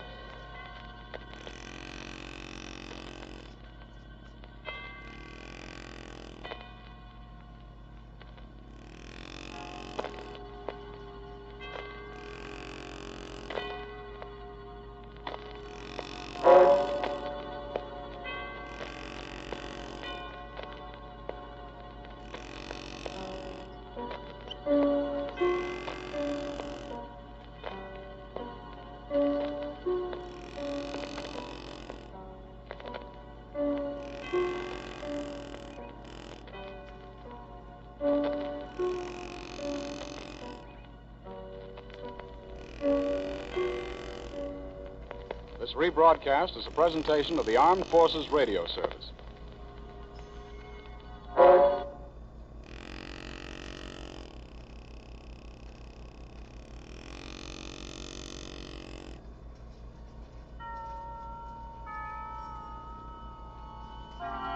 Suspense.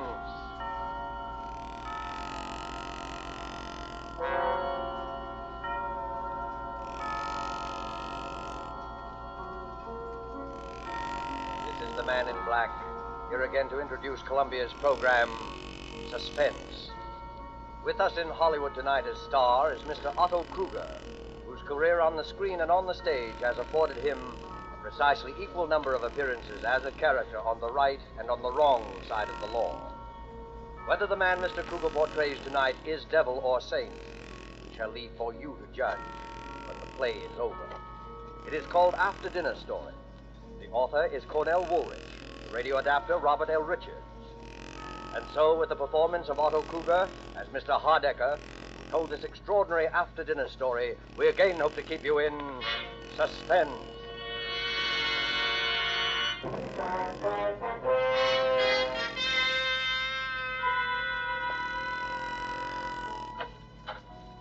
Mr. Hardecker's residence? I believe I'm expected. Your name, sir? Kenshaw. Very good, sir. Mr. Hardecker? Mr. Kenshaw, sir. Ah, number one. Good evening, Mr. Kenshaw. Is this where Mr. Hardecker lives? My name is Lambert. Mr. Hardecker? Mr. Lambert. Number two. My name is Prendergast. I think Mr. Hardecker? Mr. Prendergast. Number three. Mackenzie, Mr. Hardecker? Mr. Mackenzie. Number four.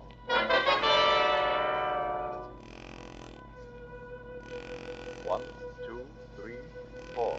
So you're all here, gentlemen? Yes. Then suppose we go into dinner, and after dinner I shall tell you why you are here, what I have in mind. In fact, I shall tell you in the form of a story, a sort of after-dinner story.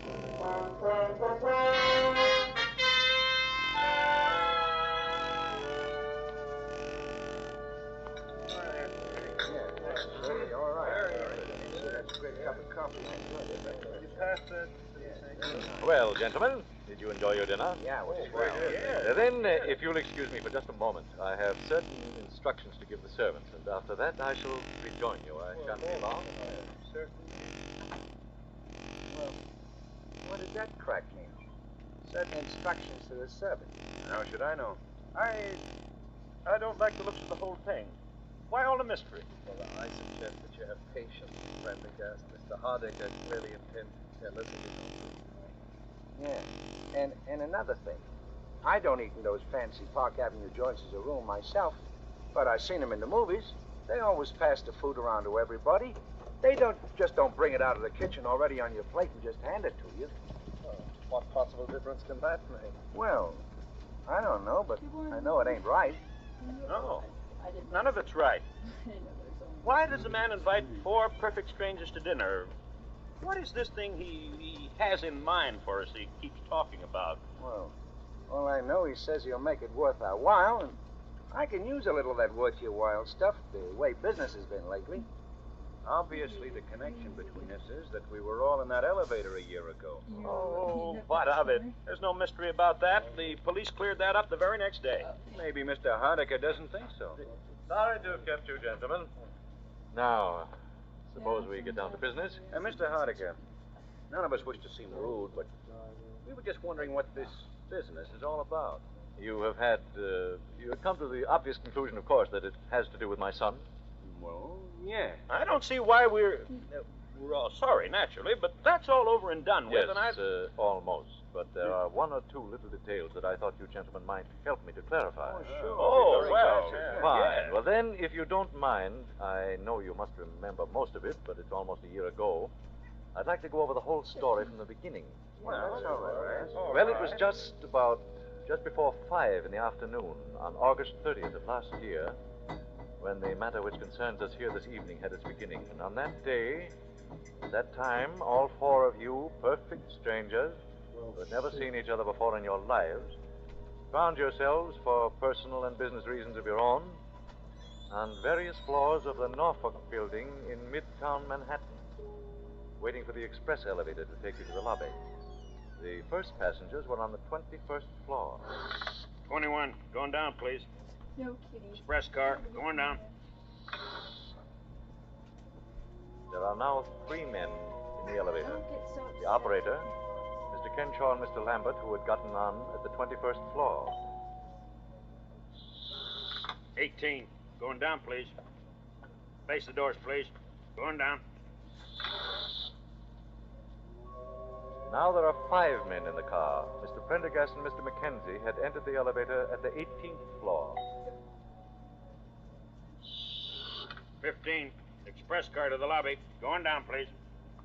Say hello to Eleanor for me. You bet. Bye, Dad. Bye. 6 men in the elevator. The last to enter, I had accompanied to the elevator door myself. He was my son. These things drop pretty fast. Too fast for me. Hey, this baby is moving. Hey, look! We can't stop it. We're out of control. Look out, we're going to hit. Get off. Stop it. Do something.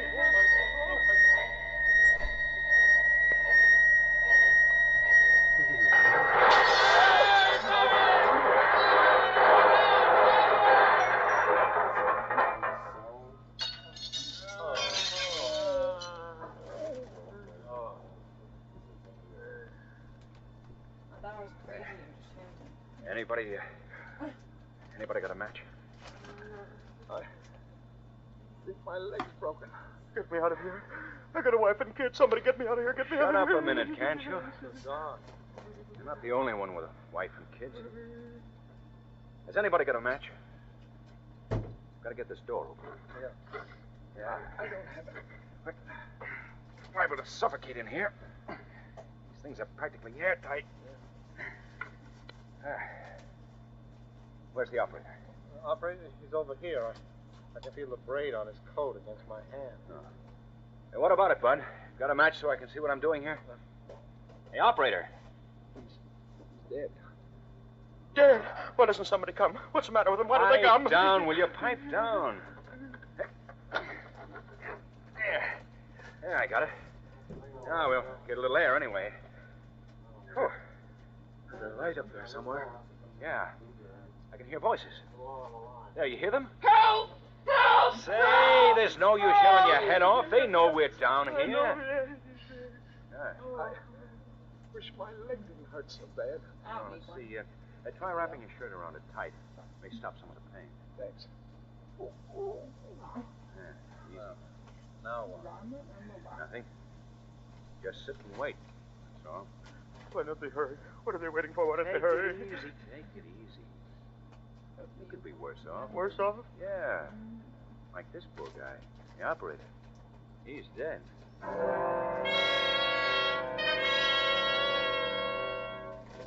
And so you waited. 6 men, 5 living, 1 dead. I know how it must have been for all of you, the minutes dragging by, there in the darkness, with nothing to do but wait. How's your leg?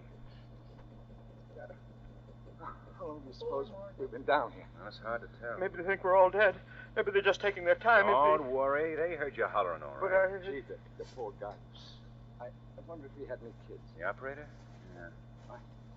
I often wonder sometimes what would happen if one of these things ever suddenly... Well, now you know. I'll never ride in one again. So he's going to walk up 68 stories to the Rainbow Room. I don't go to the Rainbow Room.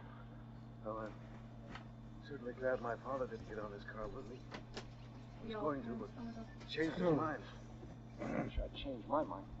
You know, if I hadn't gone back to make a phone call, I'd have been on another car. What's the use of wishing? It's happened, and here we are. Yeah, listen, there they are. They're going to get us out. Yeah. Hello! Hello up there! Yeah, we're coming to you. Take it easy. Hurry, can't you hurry? Hurry. We'll hurry. Anybody hurry? Yeah, one guy's dead. We'll be through to you in a minute. Okay, Roger, let it on now.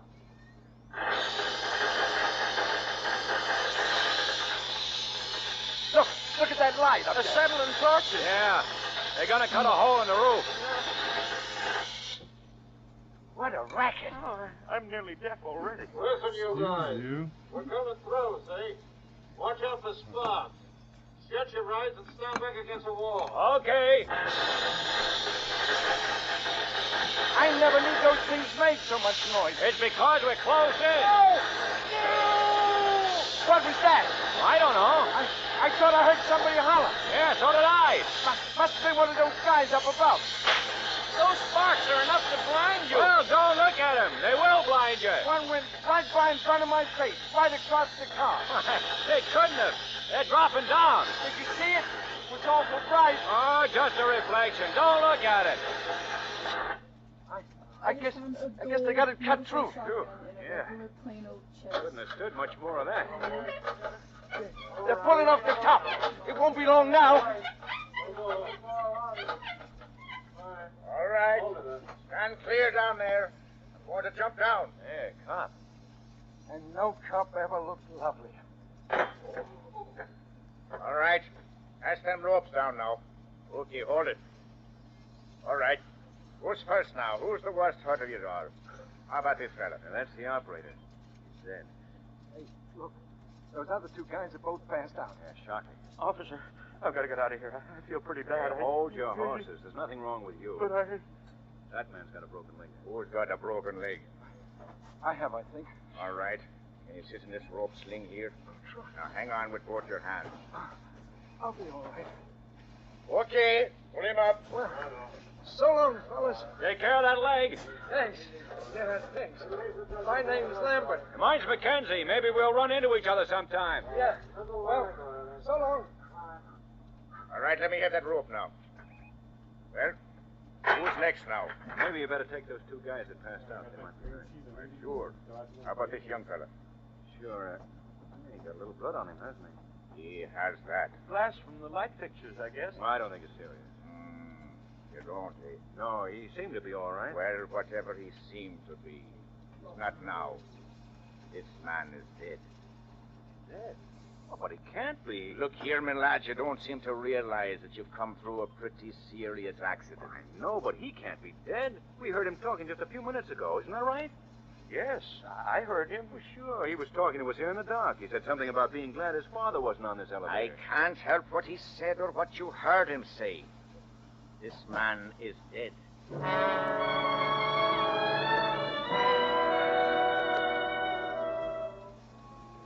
My son, who had survived the original accident without apparent injury, was dead.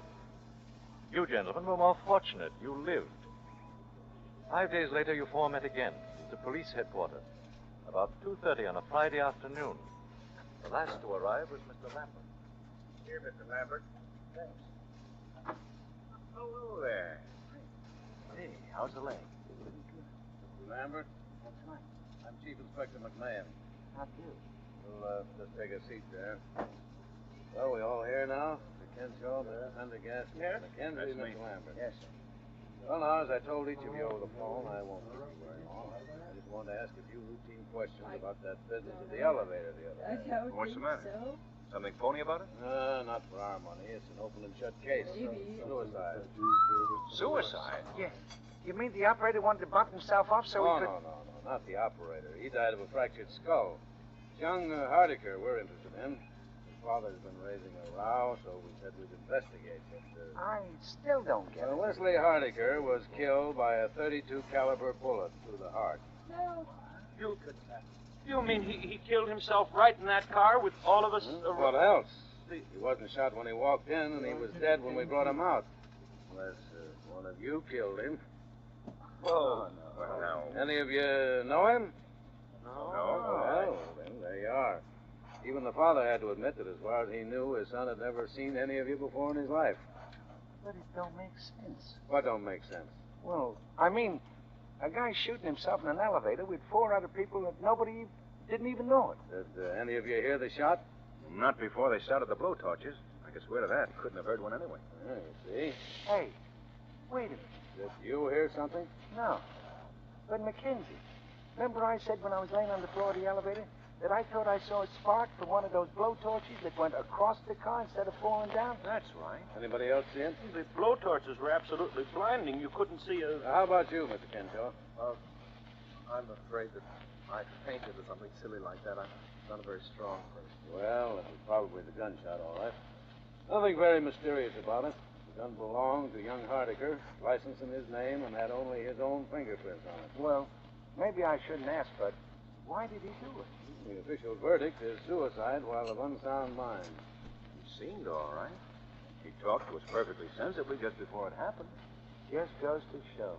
You never can tell, can you? Oh, he'd always been nervous and highly strung. We got that out of his father. The strain of being down in that black pit was just too much for him, that's all. Oh, what a terrible thing. To break down just as we were about to be rescued. Yeah, it's too bad. Boys seem to have everything to live for, too. But we find that sort of thing all the time. The noise, I suppose. I've read of cases of nervous breakdown caused by noise. Yeah, that's it. Well, I guess I don't need to keep you gentlemen any longer.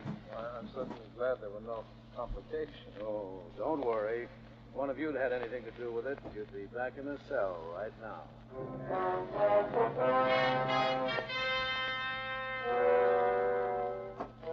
That was almost a year ago. Last week, each of you received a phone call from me. I can well understand and sympathize with the fact that you were somewhat astonished, perhaps a little suspicious of what you heard. I don't doubt that most of you debated at some length in your minds the advisability of accepting my invitation at all. You, for instance, Mr. Mackenzie, you are married, as I remember. I imagine that you talked quite seriously with your wife about the whole affair. I phoned your home, I believe, at about 8:30 last Monday evening. Yes? This is Mr. Mackenzie speaking. Well, I'm sorry, but I don't seem to place you. Oh, of course, Mr. Hardigan. Well, frankly, I don't see the point. You don't know me, and I don't know you. Yeah, I see. Well, all right, Miss Hardigan. I'll be there. That's so funny. What is it? His name is Hardigan. Father of that boy who killed himself in the elevator last year. Oh? Well, what does he want? He wants me to come to dinner with him on Saturday at his home. Why, how lovely. He's a very important man, isn't he? Did he ask both of us? No. As a matter of fact, he's asking the 4 men who were in that elevator with his son when he died. Strange idea. Some sort of gruesome to me. And I get my pancake. Didn't he say anything? Piece of a hot dog.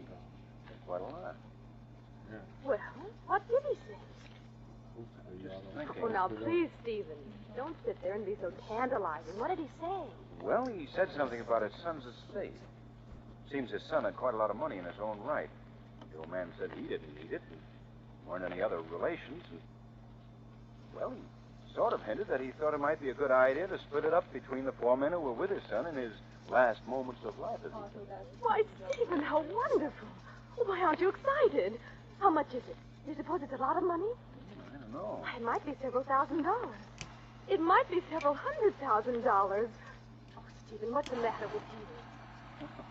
Just such a crazy thing to do, that. Don't see that makes any difference.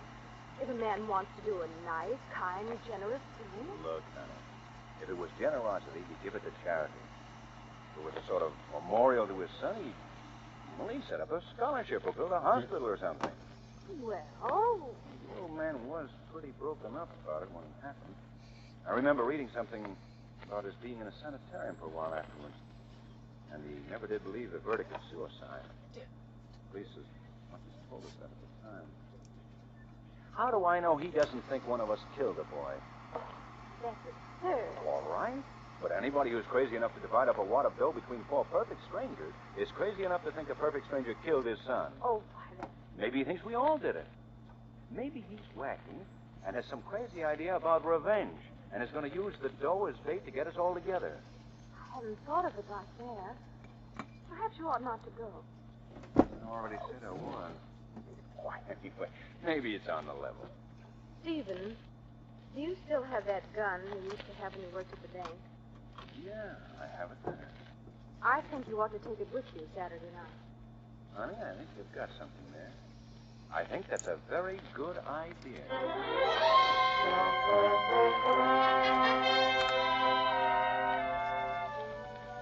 And so, gentlemen, I'm quite gratified that you all saw fit to accept my rather unique invitation, and that we are all here together this evening. By the way, Mr. Mackenzie, I'm afraid I must ask you to give me that gun that you brought along. So that's... And, Mr. Mackenzie, you will notice that one of my servants, who is standing in the door directly behind you, has got you covered, is the phrase, I believe. Okay. Thank you. How did you know? Why, the butler sort of patted all your pockets when he removed your coats, but aside from that, I've spent most of my waking hours during the past year looking into the backgrounds of all you gentlemen. So I was right about this setup after all. Now, look here, Mr. Hardecker. I came here tonight in perfectly good faith. I even canceled a very important business appointment. With Mr. Joseph Donahue, Celluloid Products. Yeah. All right, let's cut out the mystery. What's this all about? Yes, what's the idea? No, wait a minute. One moment, gentlemen, one moment. I didn't ask you up here under false pretenses. I fully intend to divide my son's estate precisely as I suggested over the phone. I sincerely hope you don't resent my investigation of your backgrounds. Well, gee, Mr. Hardecker, my background isn't much, I guess, but... Perhaps we all owe you an apology, Mr. Hardecker, but you must admit the whole thing's been a little strange. It has indeed been very strange. I think, however, that phase of the matter is about over. Now, before we get down to business, there is one detail that I'd like you to help clear me up.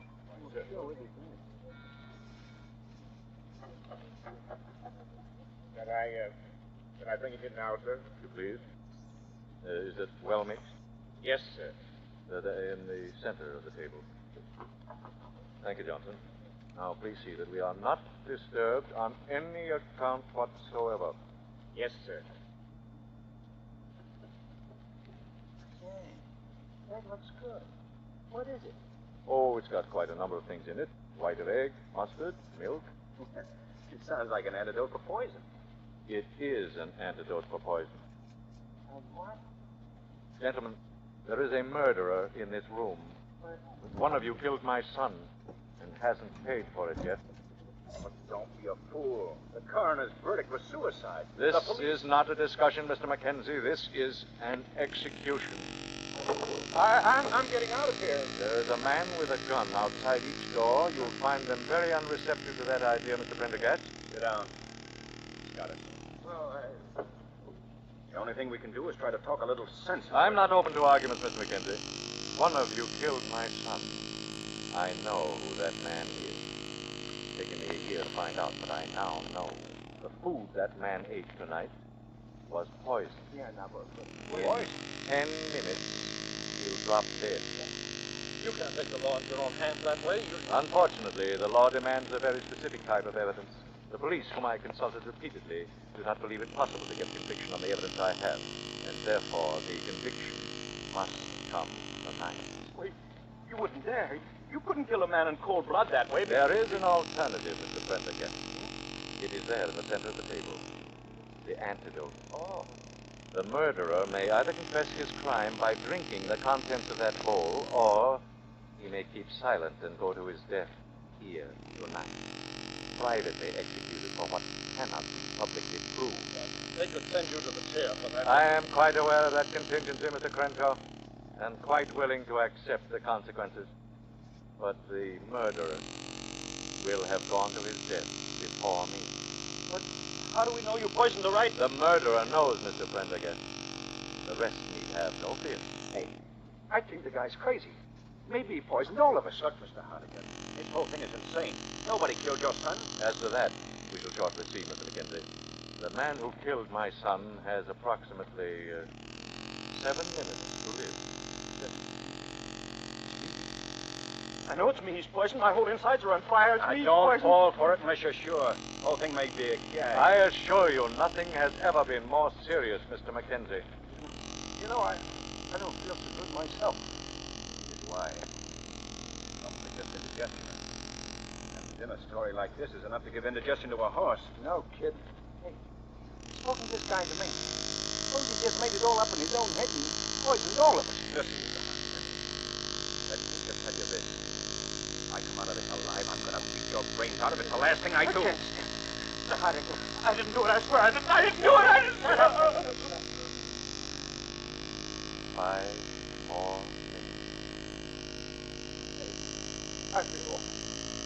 Maybe we all ought to take some of this. Just in case. That's real awful. Yeah? Who'll take it first? Unfortunately, gentlemen, there's only enough antidote for one. Even if you're right, Hardigan, this is no way to do. This is my way. You're crazy, I tell you, crazy. Perhaps.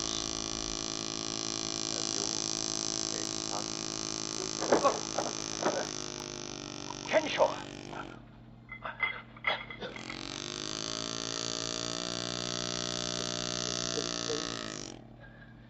Well, gentlemen, now you know. All right, what do I do? I do it. And I do it again. I hate it all my life. School, college, he never even knew that I existed. He's too good for someone like me. And everything. Money, everything. And he married the girl that I love. She didn't hide though. I never told her. And she died. Pneumonia, they said. She wouldn't have died if she hadn't married him. So I killed him. I saw him get into the elevator. And then it fell. It fell. It was as though God had delivered it into my hands. And in the dark, I choked him. And then he got out his gun. I put my hand over his, and I turned it against him and fired. But I'm glad. I'm glad. Look, Help him, somebody. Help him. Here, hold up his head. Never mind. It didn't work in time. You killed him, Hardigan. No, I didn't. I tell you he's dead. Yes, I know. But what he drank was not the antidote. It was the poison. You see, I didn't exactly know which of you killed my son. I only knew that one of you must have. And so Robert Kenshaw convicted himself in front of all of you, and was his own executioner. Then he would never poison at all until he drank the contents of that bowl. I shall divide the estate, gentlemen, as I promised. Meanwhile, you may call the police if you like. that the law and divine providence decide whether this man died by my hand or by the guilt that lay upon his own soul. And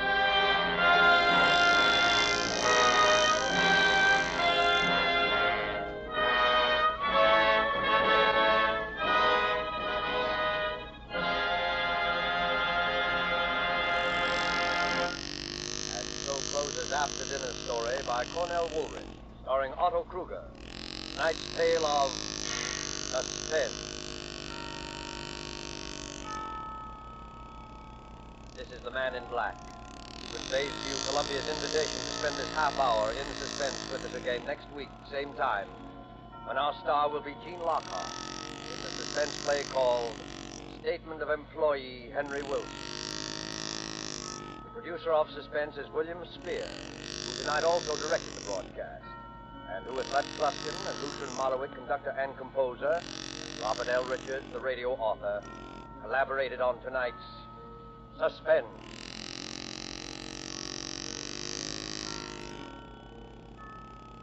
Make a note on your calendar that beginning December 2nd, Suspense will come to you on Thursday evenings at 8 p.m. Eastern War Time, 7 p.m. Central War Time, and 6 p.m. Mountain War Time. Remember, Suspense will be heard on Thursday night, beginning December 2nd. This is the Columbia Broadcasting System.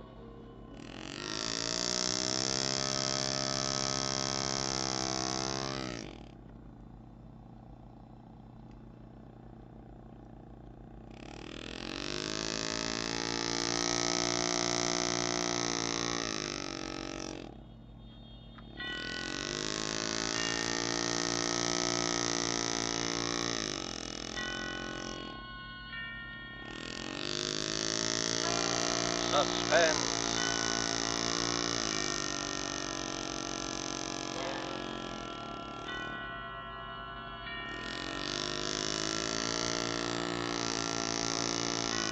This is the Man in Black, here again to introduce Columbia's program, Suspense. With us in Hollywood tonight as star is Mr. Gene Lockhart, whose remarkable characterizations on the screen have won him a notable following with American audiences. It is with rueful satisfaction, but with satisfaction nonetheless, that the genial Mr. Lockhart contemplates his reputation. Because of his cinematic misdoings, his numberless treacheries, betrayals, and cowardly villainies, he is one of the most hated men in the country today. Our story this evening by John Shaw is called Statement of Employee Henry Wilson. And so with the performance of Gene Lockhart, as he relates and relives the events of the climactic moment in Henry Wilson's life, we again hope to keep you in suspense.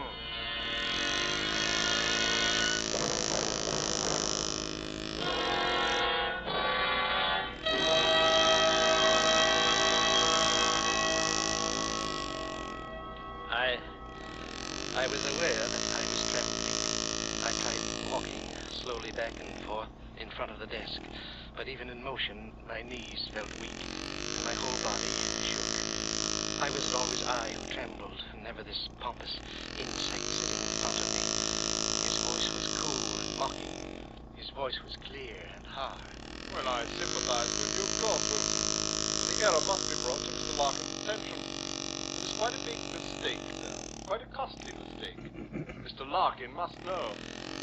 He wouldn't cover it up. I knew him. 2 years ago, this man had come with the firm. For 8 years before that, I had worked there, enjoying the work, liking the people. Then he had come there. Have you ever stood quietly by and watched someone rob your house and steal your pocketbook? I was helpless. He was ambitious. He was clever. He was fluent. And as of tonight, I was his subordinate. 2 years against 10 years. Around the office, I had a reputation of being casual and carefree. But I hated this man. Every inch of me hated this man. And it was not a new hatred. Of course, there is no question of your honesty. His voice was patronizing. The patient teacher and the unruly pupil. I hated him. He smiled up at me and waved his hand in dismissal. He almost brushed a small iron vase off the top of the desk with the gesture. I I had seen that vase so often, but I had never seen it out of the eyes that I was looking at it with now. Good night, Wilson. Good night, I said. Good night, clever boy. I walked out into the corridor and rang for the elevator. Ah, terrible night, ain't it, Mr. Wilson? I heard the boy talking, like he was yelling at me from some distant mountain.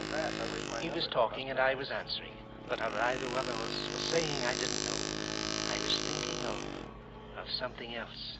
I looked at my watch as I stepped out of the car. It was 11:30 already. I mentioned it. You've had a long day today, Mr. Wilson.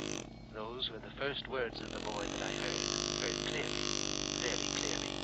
Yes, I told him. Oh, plenty of overtime this week. I stood and looked at him for a moment. Mr. Dodds is still in the office. You might drop in and see if he wants anything. I think he'd be very grateful. I will, sir. I certainly will. It'll help to pass the time, sir. I don't like to complain, but these nights pass awful slow sometimes. Yes. Go up and see if he wants anything. Go up and see. I walked out of the lobby and came back into the building again. The boy had gotten into the elevator.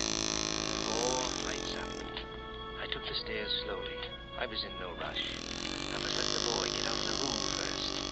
He said the nights passed slowly. This one wouldn't, and yet there would be an eternity compressed in it. When I got to the 4th floor, I stood at the top of the stairs and watched the door to Dodd's office. The elevator was parked at the floor, so I knew the boy was in the room. A short while later, he came up, and I crouched back in the shadows until he'd gone down in the car. And then I walked into the room, not in a crouch, or moving my feet so that no sound would wake the stillness, but casually, honestly. There was a small waiting room in Mr. Dodd's office. In 2 years, he had a waiting room. In 10, I had none.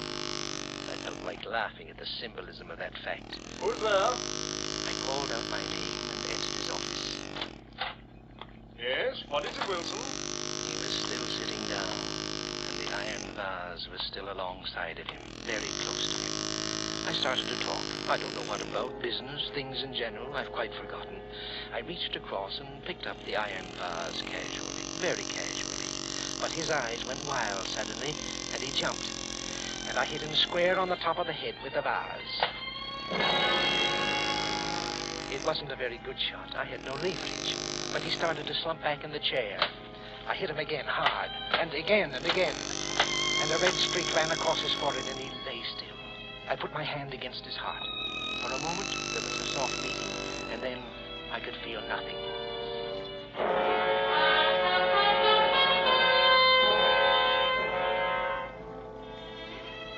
I was very calm and very warm. I was calmer than I'd ever been before. I wiped off the vase and put it back onto the desk. I ran through the papers that Dodds had been looking at until I found the one paper I was looking for. I ripped it into little bits, and I put the pieces into my pocket. Outside the building, my first act would be to scatter the pieces. I'd cover my mistake myself. I moved slowly back to the door. I wiped the doorknob and looked once around the room before I opened the door and stepped out into the waiting room. And then... Going home, Mr. Wilson? I stood there, afraid to turn, afraid to think. I slammed the door shut behind me and stood in front of it. Are you all right, Mr. Wilson? I tried to talk, but the words got caught somewhere in my throat. It was the sweeper, Tom Higby, the night sweeper. I almost fainted. Everything had been set so nicely. I'd left the building. The elevator boy had come up and found Dodds in good health. Someone had stolen him later and killed him. That would be the elevator boy's story. If suspicion attached to anyone, it would be to the boy. I had left the building. But now, this. Are you all right, Mr. Wilson? I'm fine, Tom. A bit of a cold, that's all. The weakens one. How are the wife and kids? Fine, fine. The shock was wearing off.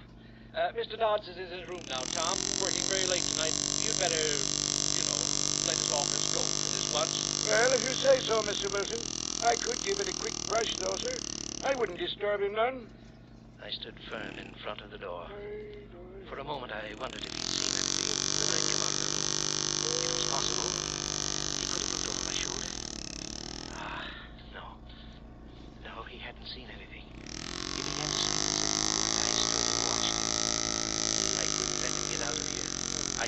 care if he told me about being there. And I couldn't kill him, too. Oh, what a quick step it had been back to normal. I was nervous again, and I felt a sickness at the bottom of my stomach. I tried to talk, and I sounded stupid. Tom looked at me. I wouldn't have to touch him. It would be his word against mine, and I had left the building. I opened the door quickly and went back into Don's office. I tried to keep my eyes away from that thing at the desk. I remember that he'd kept a bottle in one of the drawers, and I took it and brought it out to the sitting room with me. Oh, Tom, Mr. Dodds has a birthday tomorrow, and he wonders if you'll drink his health with me. Well, I don't think I better take any command of Mr. Dodds has a birthday. Sometime tomorrow he'll be a day old in the next world. Tom was famous for his liquor habit, but he hesitated. Well, now, I poured the drinks. I don't think I better have. Up with it, Tom, and down with it. And here's to Mr. Dodds. Well, all right, here's kindness. He drank one. He drank another. He drank a third. Still, I poured them into him. He got talkative and grew very gay, but he didn't pass out. I looked at my watch. It was almost 12:30. 1 whole hour I wasted with him. I could stand no more. He was drunk. Any test would show that. His story tomorrow would be listed as a drunkard's babble. I had left the building an hour ago. I couldn't afford to waste any more time. I walked behind him, and he was laughing. And I hit him as hard as I could on the back of the neck. He pitched forward off the chair onto the floor. I dragged him into Dodd's office.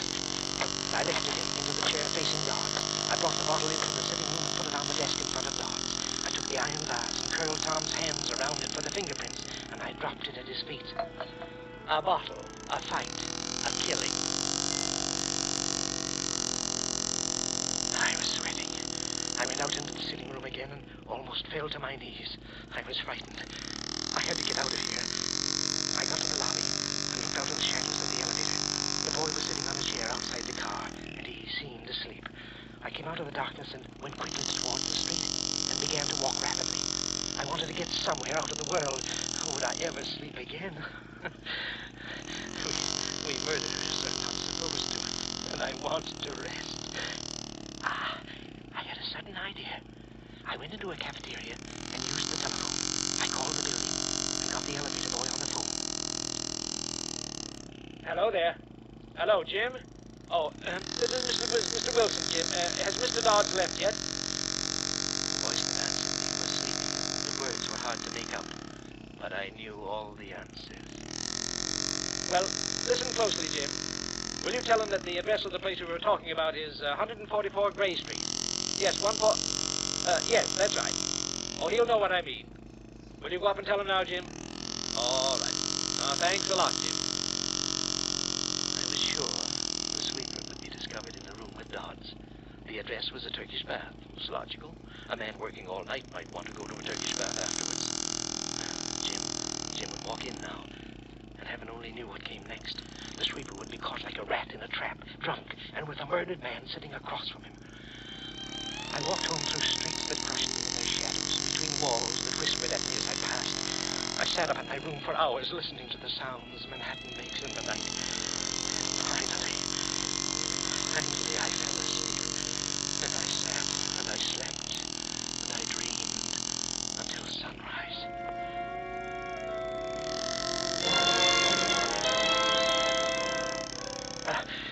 I woke with a start.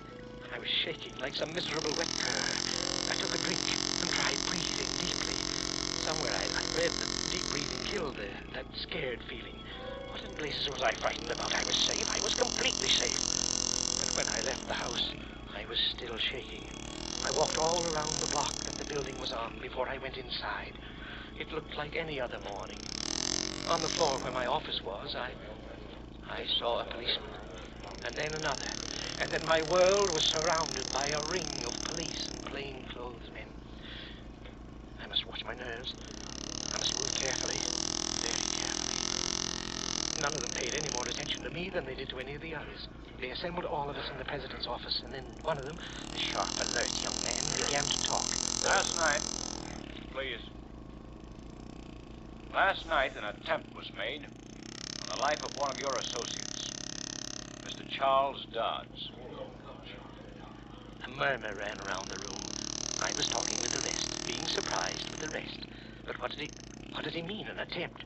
Dodds had been dead. Or had he? Fortunately, however, the attack was not successful. And Mr. Dodds has supplied us with some rather unbelievable information. Information which I tried to hold myself. I felt faint suddenly, and then something happened inside me, and I did not break. It was a trick. It was a trick, I was sure of it. The detective stared at us, running his eyes across our faces, across my face, searching, staring. And then he shrugged his shoulders. Well, as a matter of fact, Mr. Dodds was killed. And another man you might know also died last night. Mr. Thomas Higby, the night sweeper. Higby? Dead too? Again, that rustle of voices, that droning conversation that I was part of. Some of them had known Higby, liked him. I hadn't meant to kill him. Could there be some mistake? I wanted to ask one of these men, was there some mistake? I hadn't meant to kill him. Mr. Dodds was clubbed to death. The night sweeper died of a heart attack. Nothing more is known as yet about what happened here last night. So all consider yourselves at the disposal of the police.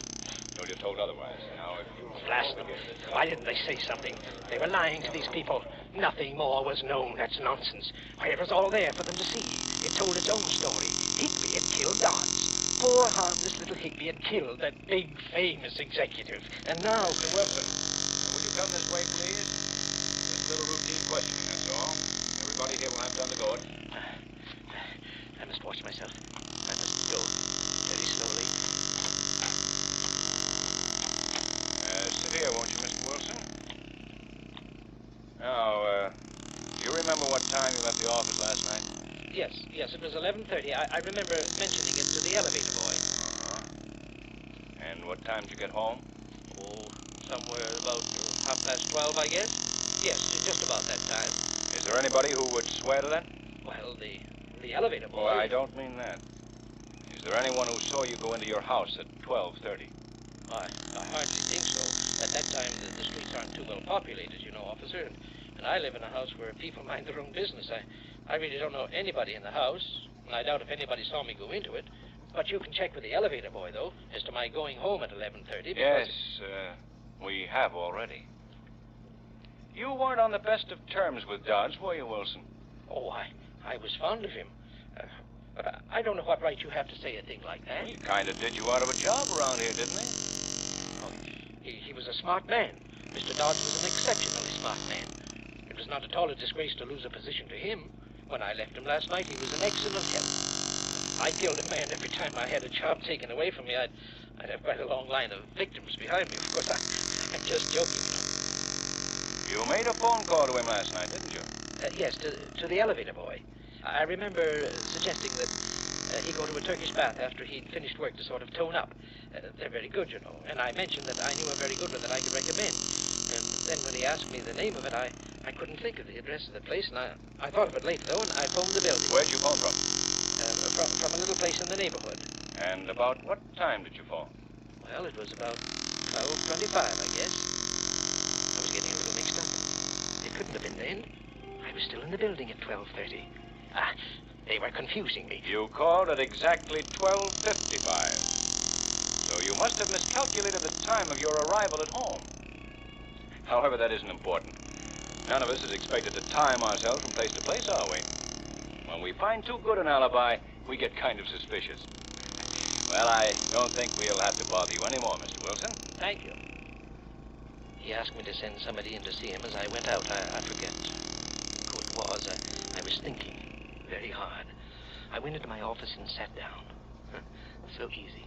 Was it possible the whole thing was over? And so easily? Hello there, Wilson. Very sad, this business. Very sad. Good morning, Mr. Larkin. But we must go on. Mr. Dodds would want it that way. Yes, sir, he would. It's a responsible job he had, Wilson. But you've been with us long enough to know that. Yes, sir. Do you think you can handle it? Well, sir, yes, sir, I think I can. Good. Get your stuff together and take over Dodd's old office. You deserve this, Wilson. But I'm sure you will reward our confidence in you. Well, thank you very much, sir, because I hardly expected... On second thought, I think you'd better go into his office right away and sort of straighten out some of the things on his desk. I'll have one of the boys bring your things in later. Very well, sir. Good luck.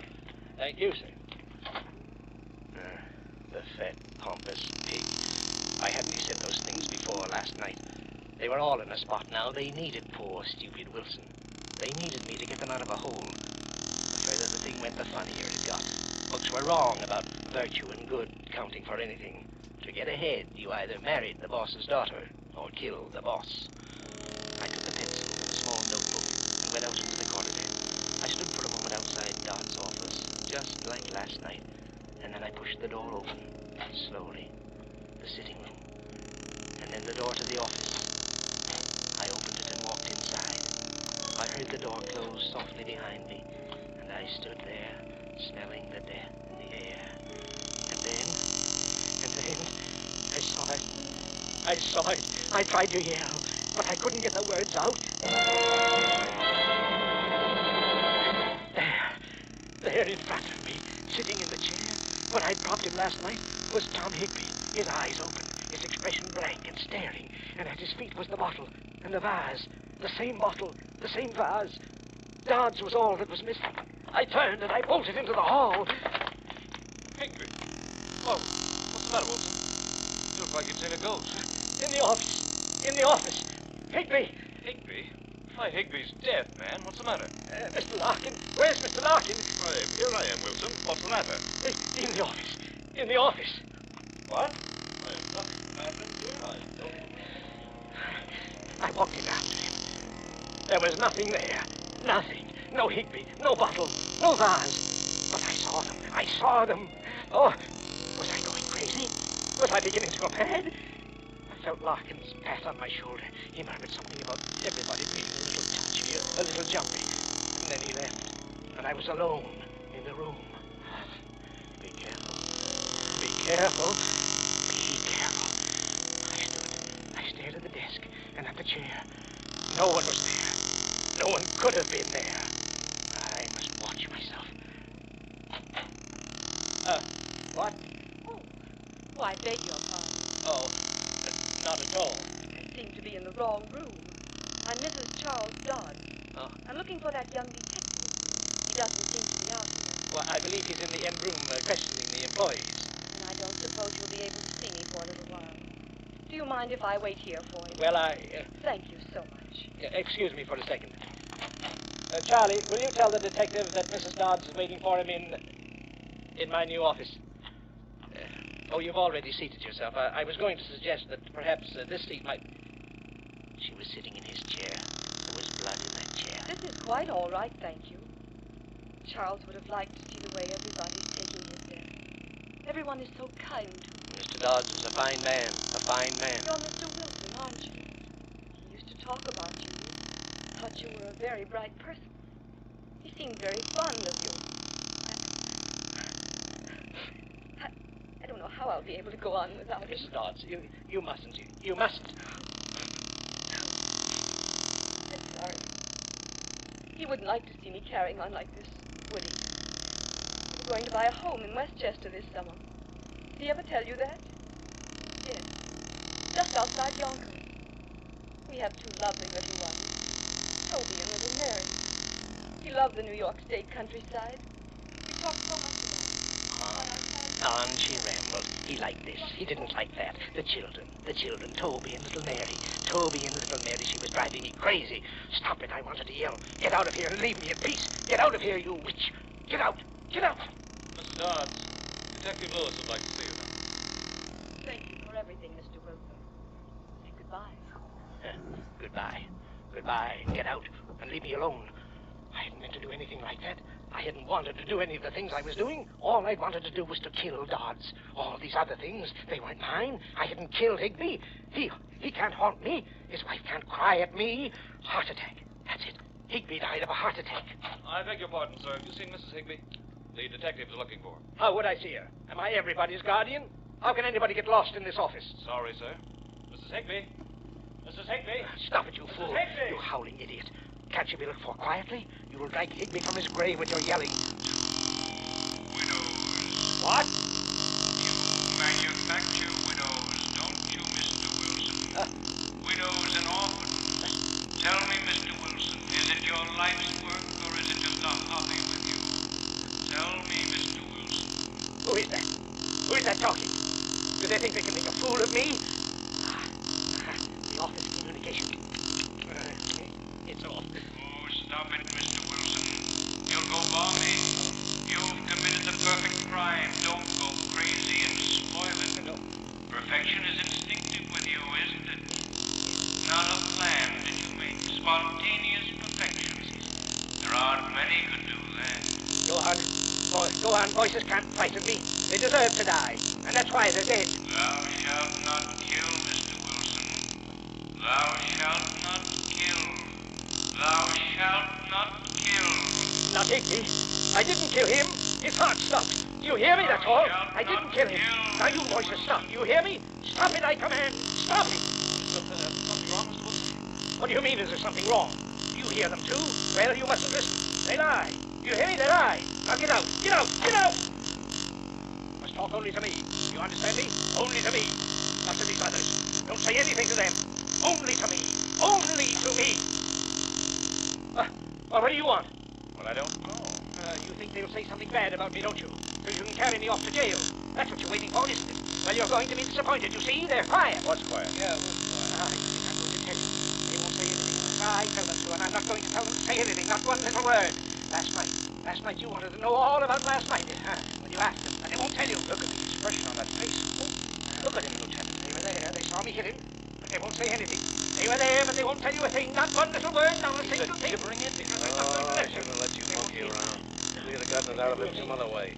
You and your psychology. I should leave that stuff in college. All I did was plant Higby in the office and route Mrs. Johnson here and talked into the ventilators. Yeah, the voices had me creepy, too. Incidentally, Johnson was single. What? I drove my fiancée. She's an actress. Well, why did you tell him Higby was dead? No, maybe you better not explain. Psychology, huh? Well, what are we going to do with the confession now? We should have pinched him the moment he walked in here. Maybe I'm lucky I never went to college.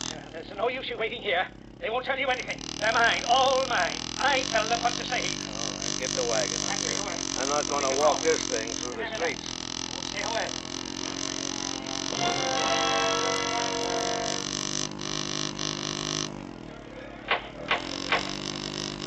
Henry Wilson, it's the judgment of this court that you be sent to the Hillview Mental Home and be kept there in close confinement until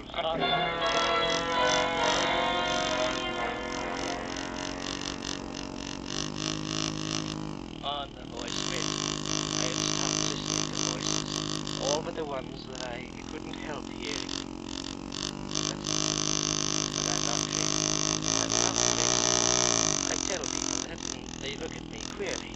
The stupid fools. The guards here spread the lies that I have fits. Lies, I tell you. They say every night when the moon comes up I have fits. Loud, roaring fits. Well, they lie. It's then that I hear the voices. I hear Dodds and his wife and Toby and little Mary. And I sit quietly and I listen to them. Do you think I can have a fit in front of them? Do you now? No, I'm ashamed. I tell you I'm not crazy. And they lie when they tell you that. They lie, all of them. They lie. And they lie. Lie. Lie. Lie. Lie.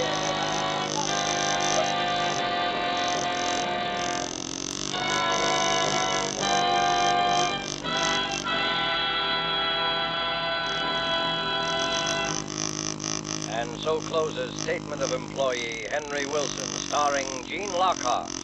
Tonight's tale of suspense.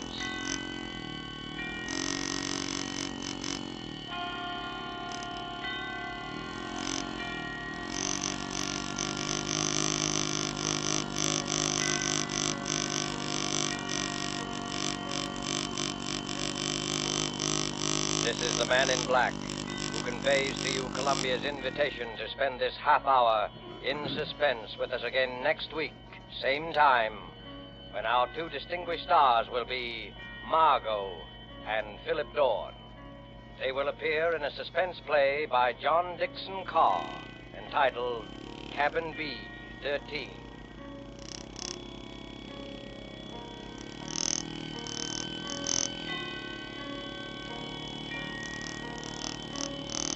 Producer and director of Suspense is William Spear, who with Lud Gluskin and Lucian Morowick, conductor and composer, and John Shaw, the author, collaborated on tonight's Suspense.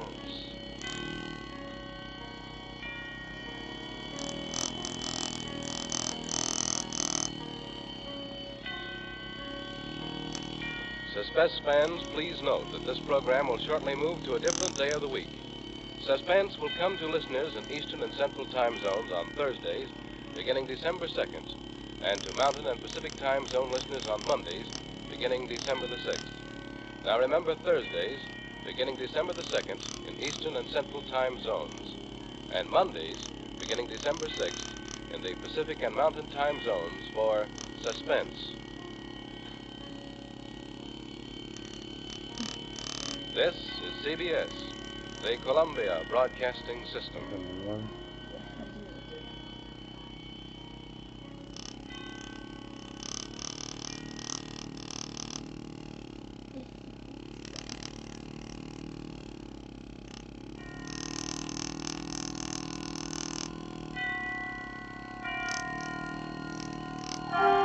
Suspense.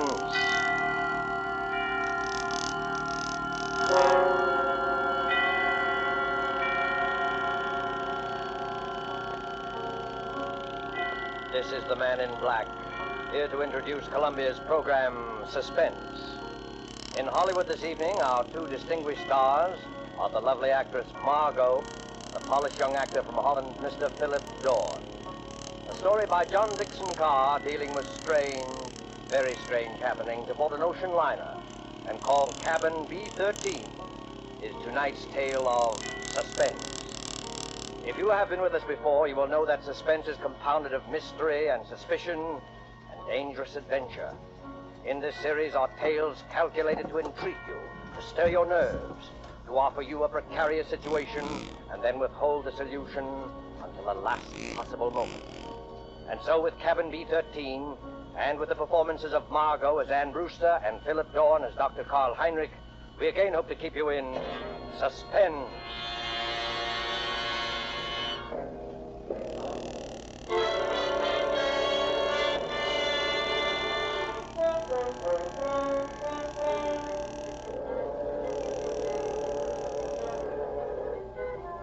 Come now, in happier peacetime days, to a great ocean liner on the night of her departure for Europe.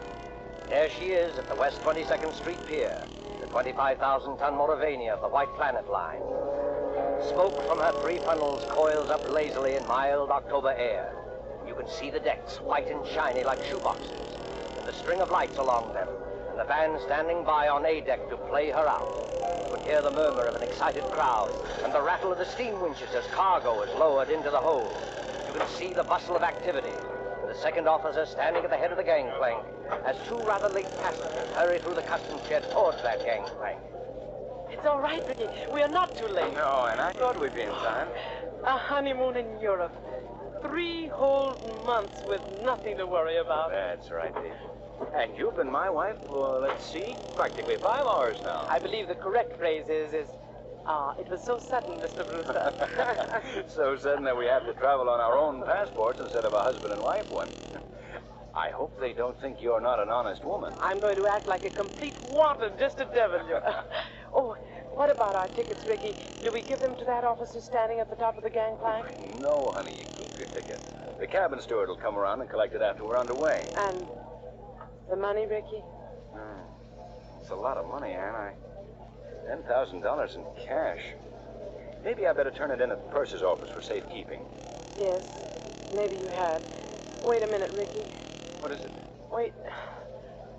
Do you mind if we stand here for a second before we go up the gangplank? Well, what's the matter? You're not ill, are you? No, but getting over brain fever isn't any joke. Oh, I know, dear.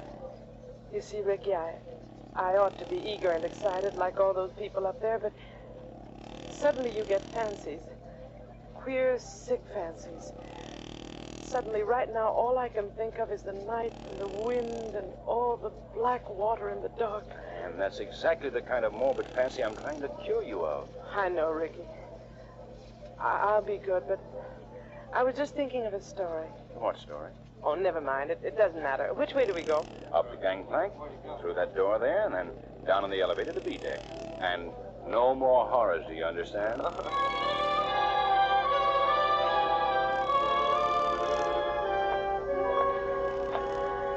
Here we are, Ann.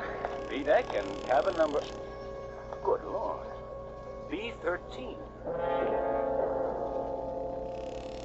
B-13. You're not superstitious, are you? I know, dear. Not about things like that. Open the door. Here we are. Lights on and... Oh, Ricky, darling. It's a beautiful cabin. Best I could get. Well, they've got our luggage in anyway. And over there, madam, you'll find a basket of fruit and some books from your obedient servant. Oh, you are nice to me. And I'm feeling so much better, Ricky. I will be all right, darling. Of course you will. But you won't find any detective novels among those books. Please. Please, Rick. Detective novels may be all right for presidents and college professors, but they're straight poison to you. You'll read love stories and like it. You know, Ricky, I keep thinking and thinking about that story I mentioned. What story? It's an old one. You probably know it, but it was new to me. A woman and her daughter arrive in Paris and go to a hotel. Oh, you mean the old Paris Exposition story? Yes, that's it. The daughter goes out. When she returns, her mother has disappeared. And even the hotel room isn't the same. The proprietor of the hotel swears the girl came there alone and that there never was a mother. The whole room is different when she goes back to look at it. The girl goes to the police and they won't believe her and she's nearly crazy. Of course, it turns out that the mother has caught bubonic plague and died, and they're hushing it up so that the visitors won't keep away from the city and ruin the whole exposition, but... You've got to stop this kind of talk. I know. But imagine being in a situation like that, with all those queer eyes staring at you, wondering if you'd lost your reason, wondering if your brain had cracked and the whole world might dissolve, and... Listen. That's the last call, Ann. We'll be underway any minute now. You know, Ricky, I would like to see the skyline go past and the Statue of Liberty and the rest of it. Oh, then why not go up and see it? I've got to deposit this money in the purser's office on C deck. But I don't like you to leave me. Oh, now look here, dear. You don't think I'm going to disappear, do you? I suppose I don't really. When I get these ideas, and I can't help it, Ricky, I wish you'd wallop me.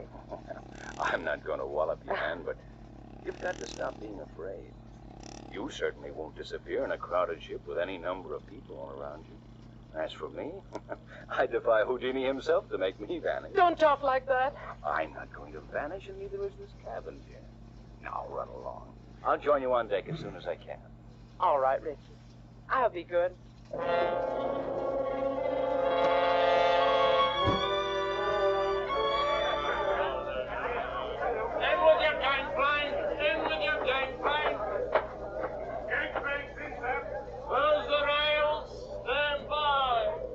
Eager people, excited people, happy people, all crowding up to the rail to wave goodbye.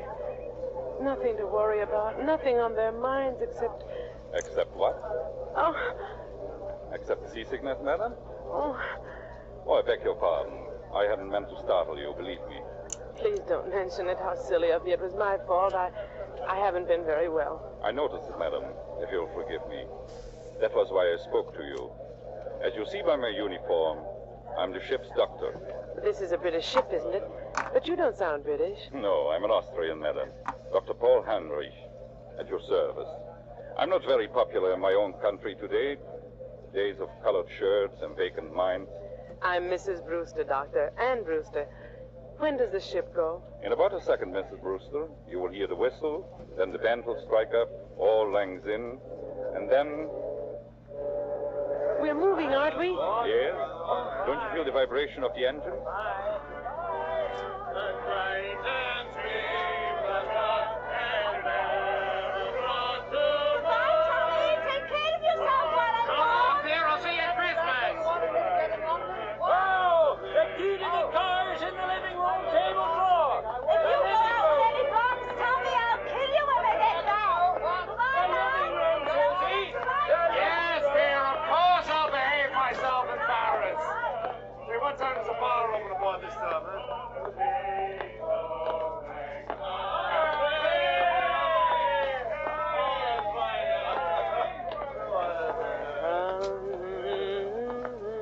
imagine this is not your first crossing, madam.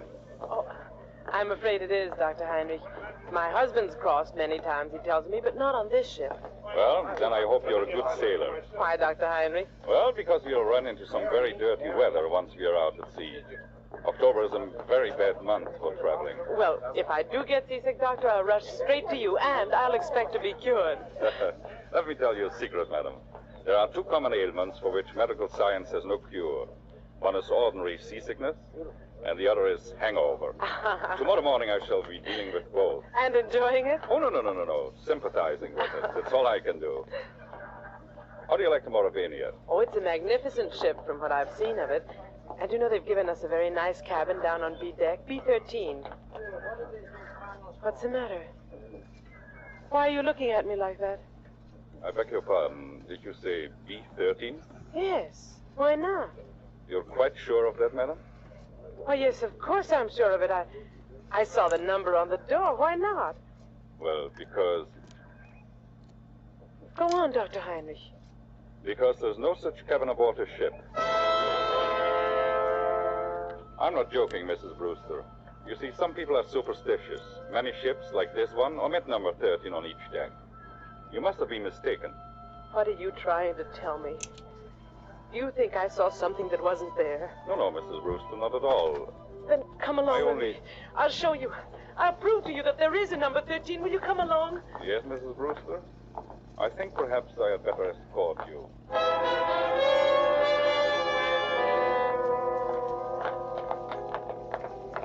Stewardess! Yes, miss. Yes, ma'am.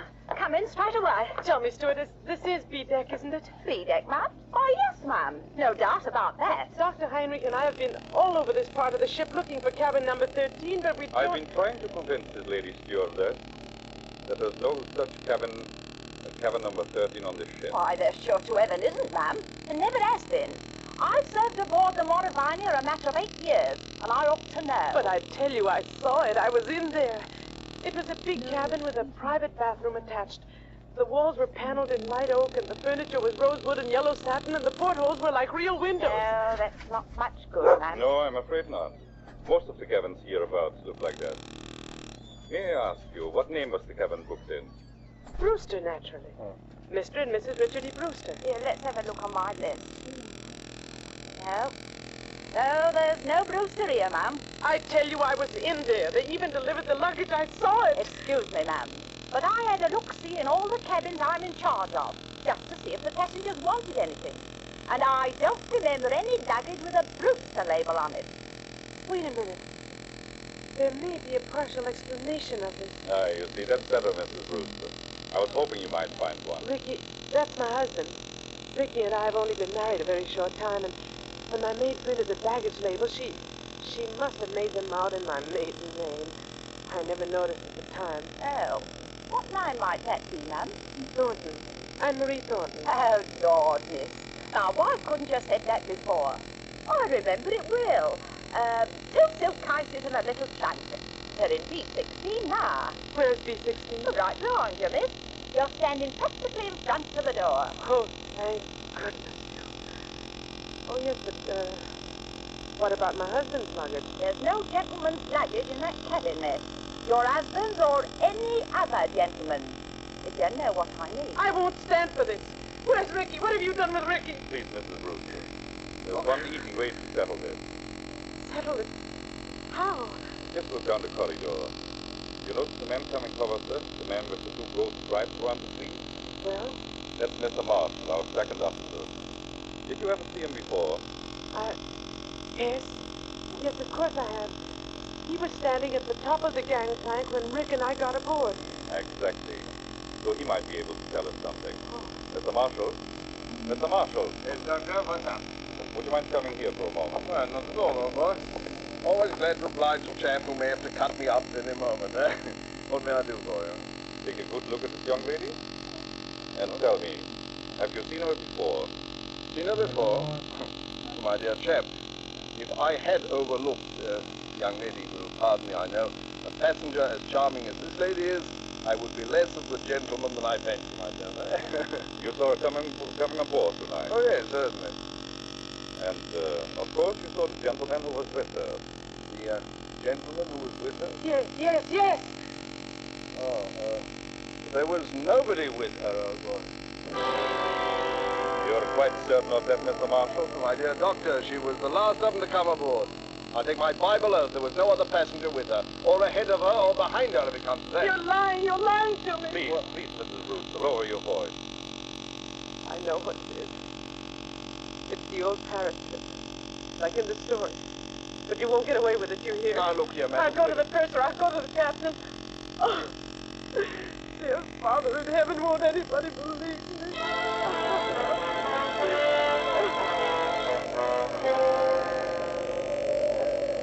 Later that night, in the captain's room just abaft the bridge, there is a conference of ship's officers. Outside, stung by spray clinging to the bulkhead rail in the dark, a frightened girl waits till the door of the cabin's room opens. Will you bring the young lady in, Dr. Heinrich? Close the door. Yes, sir. Here we are. This is Captain Wainwright. Now, just tell your story straightforwardly and please don't excite yourself. Maybe we can get some decision into this matter. Will you sit down here beside my desk, Miss Thornton? My name is Brewster, Captain. Mrs. Ann Brewster. Whatever you say, Mrs. Brewster. Thank you very much, Captain. I might tell you, ma'am, I've got a lot on my mind already. The first officer comes aboard with an attack of flu. I'm facing an equinoctial gale short-handed, and now this has to happen on top of it. I'm terribly sorry. I can't help that, Captain. But I want to know what they've done with Ricky. Just one moment, please, while I get this straight. At this time, I understand you yourself have personally interviewed practically every single passenger aboard this ship. Is that true? Yes, it's true. But your alleged husband is not here. Is that true? Yes, that's true, In but the meantime, the purser has sent a squad of men to search this ship. They've searched every inch of it. You can take my word for that. There's nobody hidden. Your husband's not here. According to Mr. Marshall, who's standing over there... I see him. According to Mr. Marshall, he never was here. Hang it all, Miss Thornton. You needn't glare at me like that. We couldn't see the chap. He wasn't there, now could we? Be quiet, Mr. Marshall. Yes, I'm sorry. No, I'm not unreasonable, Mrs. Brewster. I think you'll admit that. So what can I do? What can I say? Can you offer any proof, even, that this husband of yours ever existed? Proof? Yes, of course I can. Excuse me for interrupting. Would you mind, Captain, if we ask you a question or two? No, Doctor, go ahead. I tell you, I'm going daft myself. If you were married, Mrs. Brewster, you must be carrying a joint husband and wife passport. Where is that? Well, there wasn't time to get one. We each carried our own passport. Oh, I see. But still, there must be someone back in America who can confirm what you say if he got in touch by radio telephone. Your parents, for instance. I haven't got any parents. They're dead. What about relatives, then, or a guardian? My guardian is a trust company. The administrators don't even know I'm married. But somebody must have performed the ceremony of marriage. The parson, the justice of peace. Yes, of course. But... Oh, I can't remember the name of the town. You don't remember the name of the town? Hold tight to your chair, Mrs. Brewster. The ship is going to pitch again.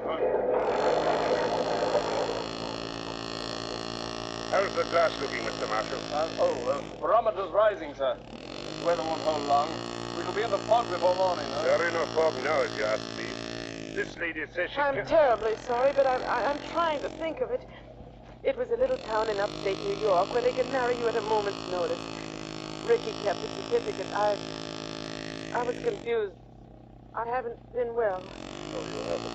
See, Ricky had been away, and he came back, and I was in love with him, and he sort of swept me off my feet, and... Oh, what's the use? Not much use, Valentine. If you'll take my advice, ma'am, you'll go below to your cabin and get some sleep. I'll send the doctor down to make you a sedative. You think I'm crazy, don't you? I think you're a little overwrought, ma'am. I can't understand it. Why? Why should you want to do this? Can't be the bubonic plague this time. Bubonic plague, ma'am? Who said anything about the bubonic plague? Never mind. But I'll show you. You're all against me, except maybe the doctor. But I'll show you. I'll prove it to you. I am going downstairs, and I don't want anybody to follow me. Good night. Good night, all of you.